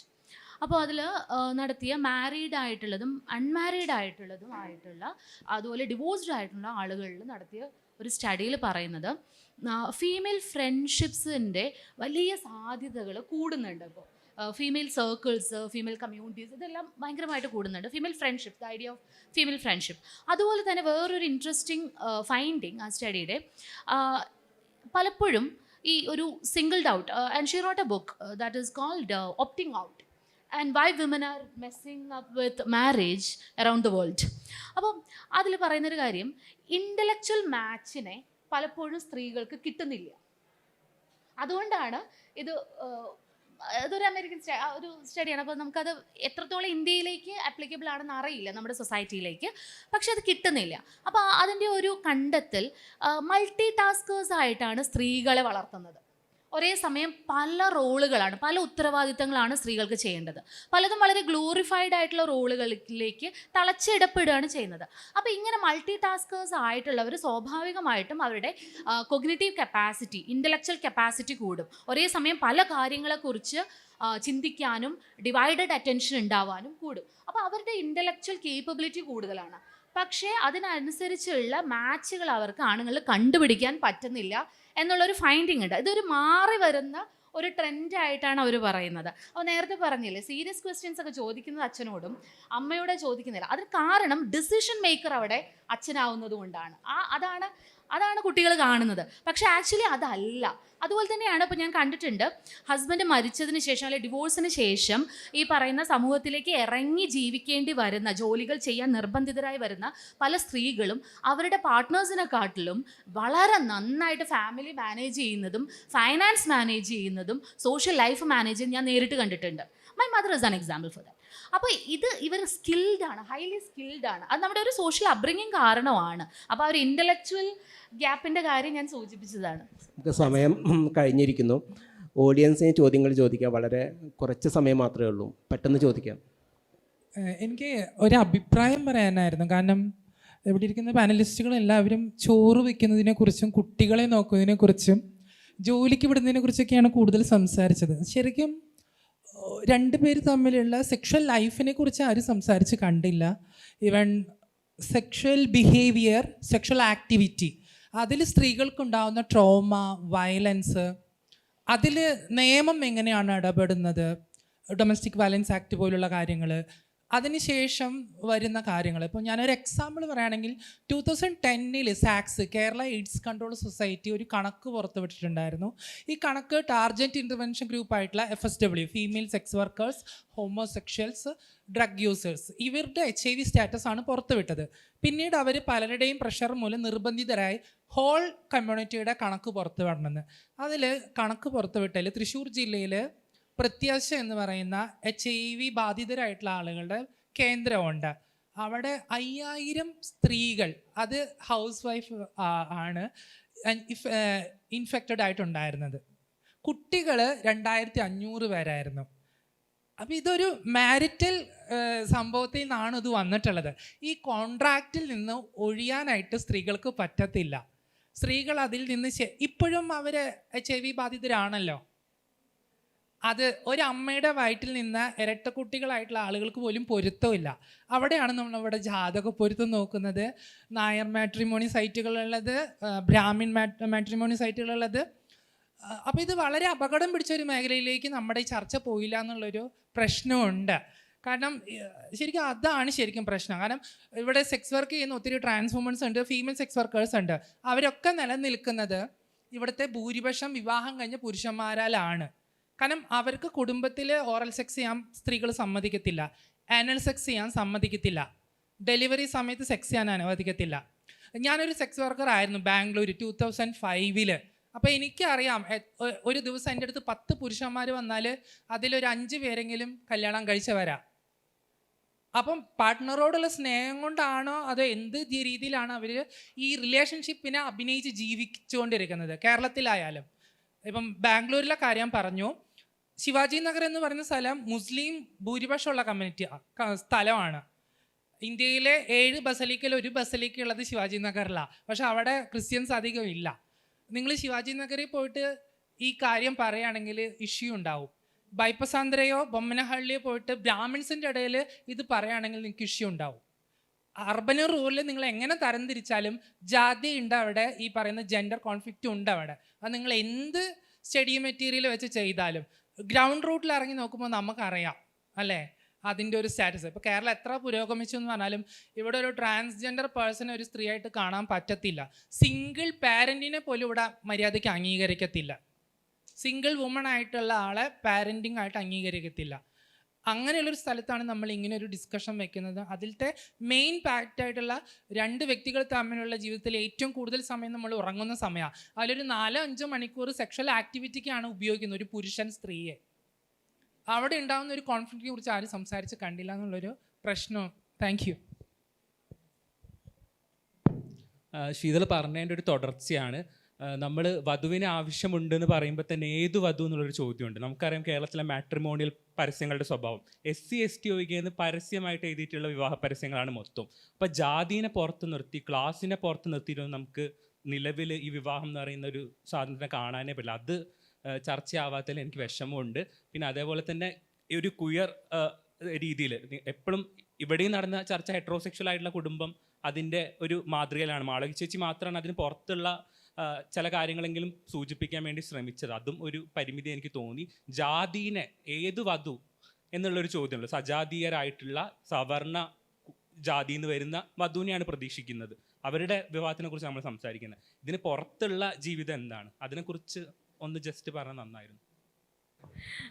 ഇതിനകത്ത് ഈ സെയിം പഠനം ഉണ്ടല്ലോ, അതായത് സിംഗിൾ വിമൺ ആണ് കൂടുതൽ ഹാപ്പി എന്നുള്ള ആ പഠനത്തിൽ തന്നെ വളരെ ക്ലിയർ ആയിട്ട് അവർ സ്ഥാപിച്ചൊരു കാര്യമാണ് സിംഗിൾ വിമൺ ആണ് സെക്ഷുവലിയും കൂടുതൽ ഹാപ്പി എന്നുള്ള. സിംഗിൾ വിമൺ എന്ന് പറഞ്ഞാൽ നോൺ സെക്ഷൽ വിമൺ എന്നല്ല അവിടെ അർത്ഥം. അവർക്ക് പല പല പാർട്ട്നേഴ്സ്, അവർക്ക് ഭയങ്കര സെക്ഷൽ ചോയ്സും ഉണ്ടല്ലോ. ഈ ഒരേ ഇഷ്ടങ്ങളെ എപ്പോഴും നോക്കി നോക്കി നോക്കി എന്ത് മൊണോട്ടണസ് ആകുമല്ലോ ഒരു സമയം കഴിയുമ്പോഴത്തേക്ക്. ഇങ്ങനെ ജീവിക്കേണ്ടി വരാത്ത സ്ത്രീകൾ കുറേ കൂടെ ഹാപ്പിയാണ്. ഈ സ്ത്രീകൾ ഇതിൻ്റെ ഒരു കമ്പാരിസൺ വരുന്നത് സിംഗിൾ പുരുഷന്മാർ വേഴ്സസ് സിംഗിൾ സ്ത്രീകൾ എന്നുള്ള രീതിയിലാണ്. അതിനകത്ത് വേറെ ഹെട്രോസെക്ഷൽ ആയിട്ട് നടന്നൊരു സ്റ്റഡിയാണ്. അതുകൊണ്ട് അതിനെക്കുറിച്ച് ആ ഒരു പരിമിതി അതിനുണ്ട്. അപ്പോൾ ഇത് പറയുമ്പോൾ സിംഗിൾ മെന്നിനെ പോലെയുള്ള പെർഫോമൻസ് ആങ്സൈറ്റി ഇല്ലല്ലോ സ്ത്രീകൾക്ക്. അതുകൊണ്ട് തന്നെയാണ് ഈ ഹാപ്പിനെസ് കോഷ്യൻ്റ് കൂടാൻ ഉള്ള ഒരു വലിയ റീസൺ എന്നും കൂടെ നമ്മൾ മനസ്സിലാക്കണം. പക്ഷേ ഇവിടെ പറഞ്ഞതുപോലെ തന്നെ ഞാൻ നേരത്തെ ഒരു സെഷൻ ഇത് ഓൾറെഡി ഡിസ്കസ് ചെയ്തുകൊണ്ടാണ് പിന്നെ എടുക്കാത്തത്. പലപ്പോഴും നമ്മുടെ ഈ ഒരു ഇപ്പോൾ 30s നിൽക്കുന്ന ആ ഒരു ജനറേഷൻ ഇല്ലാത്തൊരു വലിയ അഡ്വാൻറ്റേജ്, അല്ലെങ്കിൽ നമ്മളിപ്പോൾ കരസ്ഥമാക്കിയ ഒരു അഡ്വാൻറ്റേജ് ഇപ്പോൾ 20s കുട്ടികൾക്കുള്ളത് സെക്ഷൽ വൊക്കാബുലറി ഭയങ്കരമായിട്ട് കൂടിക്കഴിഞ്ഞു. അത് നമുക്കിപ്പോൾ സെക്സ് തുറന്ന് സംസാരിക്കാൻ പണ്ടൊക്കെയാണെങ്കിൽ പാർട്ട്ണറിനോട് പോലും തുറന്ന് സെക്സ് സംസാരിക്കാൻ ഉള്ള എന്താണ് ഇപ്പം ഓറൽ സെക്സ് വേണം എന്നാവശ്യപ്പെടാൻ ഒരു സ്ത്രീക്ക് പോലും ഭയങ്കര ഡിഫിക്കൾട്ടാണ്. കാരണം ഇതിനുള്ള വൊക്കാബുലറി പോലും ഇല്ലായിരുന്നു നമുക്കൊരു സമയത്ത്. ഇപ്പം ആ വൊക്കാബുലറി ഉള്ളത് കൊണ്ട് കുറേ കൂടെ നല്ല ബന്ധങ്ങൾ, നല്ല സെക്ഷൽ ബന്ധങ്ങൾ ഉണ്ടാകാനുള്ള ചാൻസ് നമുക്കുണ്ട്. കാരണം ഇതാണ് എനിക്ക് ആവശ്യം എന്നുള്ള ഒരു രീതിയിൽ എനിക്ക് ഒരു ഇൻറ്റിമേറ്റ് ആക്റ്റിൽ പറയാൻ പറ്റുന്നുണ്ട് പാർട്ട്ണറുടെ അടുത്ത്. ഇത് നേരത്തെ പറയാൻ പറ്റുമായിരുന്നു ഒരു ഫോൾസ് കുലസ്ത്രീ ആയിട്ട് നമ്മൾ ബെഡിലും കുലസ്ത്രീ ആയിട്ട് തന്നെ ഇരിക്കേണ്ട ഒരവസരത്തിലാണ് പലപ്പോഴും സെക്ഷൽ ഇൻറ്റിമസിയോ മറ്റ് ഇൻറ്റിമസിയുടെയോ കാര്യങ്ങളിൽ നമ്മുടെ ജീവിതങ്ങൾ വളരെ ട്രങ്കേറ്റഡ് ആയിട്ടും ആ പ്ലഷർ ഇല്ലാതെ ജീവിക്കേണ്ടി വരുന്നത്. ഇപ്പം ഇന്ത്യയിലെ ഓർഗാസം ഗ്യാപ്പ് എന്ന് പറഞ്ഞാൽ ഇന്ത്യയിൽ 100ൽ 19 സ്ത്രീകൾക്ക് ഓർഗാസം എന്താണെന്ന് അറിയത്തുള്ളൂ എന്നാണ് പഠനങ്ങൾ സൂചിപ്പിച്ചത്. 2012 സ്റ്റഡിയാണ്, അത് കഴിഞ്ഞ സ്റ്റഡി ആണെന്നിട്ടുണ്ടോ എന്ന് എനിക്ക് അറിയില്ല. അത്രയ്ക്ക് ഓർഗാസം ദാരിദ്ര്യം അനുഭവിക്കുന്ന ഒരു നാട്ടിലും കൂടെ നിന്നാണ് നമ്മളിത് സംസാരിക്കുന്നത്. മാരിറ്റൽ റേപ്പിനെ കുറിച്ച് ഇന്നും മാരിറ്റൽ റേപ്പ് ക്രിമിനലൈസ് ചെയ്തിട്ട് അതിനെതിരെ ഹർജി പോയിരിക്കുകയാണ്. കുടുംബം തകർന്നു പോകുമെന്ന് പറഞ്ഞ് ഹർജി പോയിരിക്കുകയാണ്. നിരന്തരമായിട്ട് സെക്ഷൽ വയലൻസ് അനുഭവിച്ചുകൊണ്ടിരിക്കുന്ന ഒരു ലാർജ് പറ്റം സ്ത്രീകൾ ഇന്നും ജീവിക്കുന്ന ഒരു സ്ഥലത്താണ്. അപ്പോൾ അതിനേക്കാളും ഇപ്പോൾ എൻ്റെ ഒരു ദളിത് സുഹൃത്ത്, ആക്ടിവിസ്റ്റ് ആയിട്ടുള്ള സുഹൃത്ത് എപ്പോഴും പറഞ്ഞുകൊണ്ടിരിക്കുന്ന ഒരു കാര്യമാണ്, ഞാൻ എപ്പോഴും ഒരു എക്സ്പീരിയൻസ്ഡ് മാനിനെ ഞാനൊരു സെക്ഷൽ പാർട്ട്ണറായിട്ട് കണ്ടെത്തുകയുള്ളൂ. കാരണം ഇൻഎക്സ്പീരിയൻസ്ഡ് ആയിട്ട് ഉള്ള ഒരാൾ എന്നെ ഹർട്ട് ചെയ്യാനുള്ള ചാൻസ് കുറവാണ്. കാരണം അയാൾ കണ്ടിട്ടുള്ള പോണായിരിക്കും എൻ്റെ പുറത്ത് അയാൾ പ്രയോഗിക്കാൻ പോകുന്നത്. ആ പോണിൻ്റെ പാർശ്വഫലം അനുഭവിക്കേണ്ടി വന്നതാണ്. അപ്പോൾ എക്സ്പീരിയൻസ്ഡ് ആയിട്ടുള്ളൊരു ആണിനെ ഞാൻ പ്രിഫർ ചെയ്യുള്ളൂ എന്ന് പറയുന്ന സ്ത്രീ സുഹൃത്തുക്കളുണ്ട്. എന്നാൽ എൻ്റെ പുരുഷ സുഹൃത്തുക്കൾ അൺഫോർച്ചുനേറ്റ്ലി ഇന്നും പറയുന്നത് എനിക്ക് വിർജിനായിട്ടുള്ള ഒരു സ്ത്രീയാണ്. വിർജിനായിട്ടുള്ള സ്ത്രീയെ വേണം എന്ന് പറയുന്നത് നേരത്തെ പ്യൂരിറ്റിയുടെ ഐഡിയയിൽ മാത്രമല്ല, ഈ സ്ത്രീ എക്സ്പീരിയൻസിനാണെങ്കിൽ നിങ്ങളുടെ എല്ലാ കുറവുകളും ആ സ്ത്രീക്ക് മനസ്സിലാവും. അപ്പോൾ ആ കുറവുകൾ വെളിപ്പെടുമല്ലോ എന്നുള്ളൊരു പേടിയും കൂടെ അവിടെ ഒരു മെയിൽ ആങ്സൈറ്റി അവിടെ വർക്ക് ചെയ്യുന്നുണ്ട്. പിന്നെ ഈ ഒരു മാട്രിമോണിയൽ ആഡ്സിൽ SC/ST ഒഴികെയുള്ള കാര്യം ഞാൻ ചർച്ച ചെയ്യുന്ന മടുത്ത ഒരു കാര്യമാണ്. അതുകൊണ്ട് ബാക്കിയുള്ള ഈ ദളിത് മനുഷ്യരാണ് ഇത് മുഴുവൻ ചർച്ച ചെയ്യേണ്ടത്. ഏതൊരു ജാതി പ്രശ്നം വന്നാലും ബാക്കി ആർക്ക് ജാതി ഇല്ലല്ലോ, ദളിത് മനുഷ്യർക്ക് മാത്രമല്ലേ ജാതിയുള്ളൂ. അതുകൊണ്ട് ഞാൻ മടുത്ത്. ഇനി നിങ്ങളൊക്കെ ചർച്ച ചെയ്യും. നിങ്ങൾ പറ നിങ്ങളുടെ പ്രശ്നം എന്താണെന്ന്. നായർ മാട്രിമോണിയൊക്കെ അനുഭവിച്ച് അത് കല്യാണം കഴിക്കുന്ന മനുഷ്യർ പറ. അല്ലെങ്കിൽ IIT IIM മാട്രിമോണി എന്ന് പറഞ്ഞിട്ട് സൈഡിൽ ബ്രാഹ്മണ അയ്യർ നിടുന്ന മനുഷ്യർ നിങ്ങൾ പറ, നിങ്ങളുടെ പ്രശ്നമല്ലേ. ഇപ്പം യെദ്യൂരപ്പ ഗവൺമെൻറ്റിൻ്റെ സമയത്ത് നടന്ന ഒരു വളരെ രസകരമായ സാധനം, 3 ലക്ഷം രൂപ ബ്രാഹ്മണ സ്ത്രീകൾക്ക് ഓഫർ ചെയ്യാണ് ബ്രാഹ്മൺ പ്രീസ്റ്റിനെ കല്യാണം കഴിക്കാൻ. കാരണം ബ്രാഹ്മൺ പ്രീസ്റ്റിനെ കല്യാണം കഴിക്കാൻ അവിടെ ആളില്ല. കാരണം അവിടുത്തെ പെണ്ണുങ്ങൾക്ക് വിവരം വെച്ചതുകൊണ്ട് കല്യാണം കഴിക്കാൻ ആളില്ല. അതുകൊണ്ട് 3 ലക്ഷം ഒരു വർഷം കൂടെ താമസിച്ച് 3 വർഷം ബോണ്ട് എഴുതിപ്പിക്കുകയാണ് കല്യാണം. 3 വർഷം ഒരുമിച്ച് താമസിച്ച 3ാമത്തെ വർഷത്തിൻ്റെ അവസാനം ഈ ബ്രാഹ്മണ സ്ത്രീക്ക്, അതും ബ്രാഹ്മൺ പ്രീസ്റ്റിനെ കല്യാണം കഴിക്കുന്ന ബ്രാഹ്മണ സ്ത്രീക്ക് 3 ലക്ഷം രൂപ കിട്ടും. സ്റ്റേറ്റ്, ഇത് ഞാൻ മാറുന്നില്ല, ഗൂഗിളിൽ നോക്ക്. സ്റ്റേറ്റ് പൈസ കൊടുത്ത് കല്യാണം കഴിപ്പിക്കേണ്ട ഗതികേടാണ്. കാരണം ഈ റിച്വൽ ശരീരങ്ങളെ കല്യാണം കഴിക്കാൻ പെണ്ണുങ്ങൾക്ക് താല്പര്യമില്ലെന്ന്. അത് ഭയങ്കര ടെല്ലിംഗ് ആണ്. That Brahmin men are not getting women to marry എന്നുള്ളത്. ഇത് മനസ്സിലാക്കുകയും ജാതി എന്നുള്ളത് എല്ലാവരും ചർച്ച ചെയ്യേണ്ട കാര്യമാണ്. ഇപ്പോൾ വിസ്മയുടെ കാര്യം വന്നപ്പം സത്യമായിട്ടും എനിക്ക് കടിച്ചു പിടിച്ചിരിക്കുകയാണ് ഇത് ജാതി ഡിസ്കസ് ചെയ്യാതിരിക്കാൻ വേണ്ടി. അതൊരു പൊളിറ്റിക്കൽ ഡിസിഷനാണ് എൻ്റെത്. ഞാൻ പറയേണ്ട സ്ഥലത്ത് ഇത് പറയും. പക്ഷെ പലപ്പോഴും ഒരു ഡിസ്കഷനിൽ ഇങ്ങനെ വരുമ്പോൾ ഒരു ദളിത് പേഴ്സൺ ഇരിക്കും, ആ ദളിത് പേഴ്സൺ ആണ് അല്ലെങ്കിൽ ദളിത് ബഹുജൻ പേഴ്സൺ ആണ് ജാതി ഡിസ്കസ് ചെയ്യേണ്ടതെന്നുള്ളൊരു തെറ്റിദ്ധാരണയുണ്ട്. ഇപ്പോൾ വിസ്മയുടെ കാര്യത്തിൽ ഡൗറി ഡെത്താണ്. ഈ ഡൗറി ഉണ്ടാകുന്നത് എങ്ങനെയാണെന്ന് അംബേദ്കർ വളരെ കൃത്യമായിട്ട് പറഞ്ഞിട്ടുണ്ട്. സ്വജാതിയിൽ തന്നെയുള്ള കല്യാണങ്ങൾ നടത്താൻ ആ ജാതിയിലുള്ള എലിജിബിൾ ബാച്ചിലേഴ്സിൻ്റെ നമ്പേഴ്സ് കുറയുമ്പോൾ ഡൗറി എസ്കലേറ്റ് ചെയ്തുകൊണ്ടിരിക്കും. കാരണം വേറെ ജാതിയിൽ നിന്ന് ഒരാൾ കല്യാണം കഴിച്ച് ഇത്രയും ഡൗറി കൊടുക്കേണ്ട ആവശ്യം വരത്തില്ല. But at the same time നിങ്ങൾ ആ ജാതിയിൽ തന്നെ number of men, particularly in Kerala positive sex ratio നിൽക്കുമ്പോൾ നമ്പർ ഓഫ് മെൻ കുറയുമ്പോൾ ഡൗറി സ്പൈക്കപ്പ് ചെയ്യും. ഈ വിസ്മയുടെ അച്ഛൻ തന്നെ പറഞ്ഞൊരു വളരെ രസകരമായ കാര്യമുണ്ട്. രസകരമല്ല, സങ്കടകരമായ കാര്യമാണ്. ഈ ഒരു ജേർണലിസ്റ്റ് വിസ്മയുടെ അച്ഛനോട് ചോദിച്ചു പറഞ്ഞു, നിങ്ങൾക്ക് നിങ്ങളുടെ മോളെ തിരിച്ചു കൊണ്ടുവന്നുകൂടായിരുന്നു എന്ന് പറഞ്ഞപ്പോൾ വിസ്മയുടെ അച്ഛൻ പറഞ്ഞ ഒരു കാര്യമാണ്, എൻ്റെ മോനെ തല്ലിയേ പിന്നെ ഞാൻ അയാളോട് സംസാരിച്ചിട്ടില്ല. അതായത് മോളെ തല്ലുന്നുണ്ടെന്ന് അറിയാം, പക്ഷെ മോനെ കൈവച്ചപ്പോഴാണ് അദ്ദേഹത്തിന് ഇതൊരു വഴക്കായിട്ട് തോന്നുന്നത്. ഇത്ര അധികം, അതായത് നമ്മളിവിടെ ക്യാമ്പയിൻ ചെയ്യുകയാണ്, divorced daughter is better than A dead daughter എന്ന് ക്യാമ്പയിൻ ചെയ്യേണ്ടി വരികയാണ്. എന്തൊരു കഷ്ടമാണെന്ന് ആലോചിച്ച് നോക്കുക. ഇത് അങ്ങനെയുള്ളൊരു സൊസൈറ്റിയിൽ നിന്നാണ്. ഇതിൻ്റെയൊക്കെ പുറകിൽ ഇത് ഡൗറിയല്ല ജാതിയാണ് എന്ന് നമുക്ക് എല്ലാവർക്കും അറിയാം. പക്ഷേ ഇത് വിളിച്ചു പറയാൻ നിങ്ങൾ ഈ ദളിത് മനുഷ്യരുടെ പുറത്ത് ഈ ഭാരം വെക്കുന്നത് കുറച്ച് കഷ്ടം കൂടെയാണ്. അതുകൊണ്ട് നിങ്ങൾ തീരുമാനിക്കും, നിങ്ങൾ സംസാരിച്ചു. നമുക്ക് സമയം കഴിഞ്ഞിരിക്കുന്നു. ഇവിടെ പങ്കെടുത്തവർക്കും കേട്ടുന്നവർക്കും എല്ലാവർക്കും നന്ദി.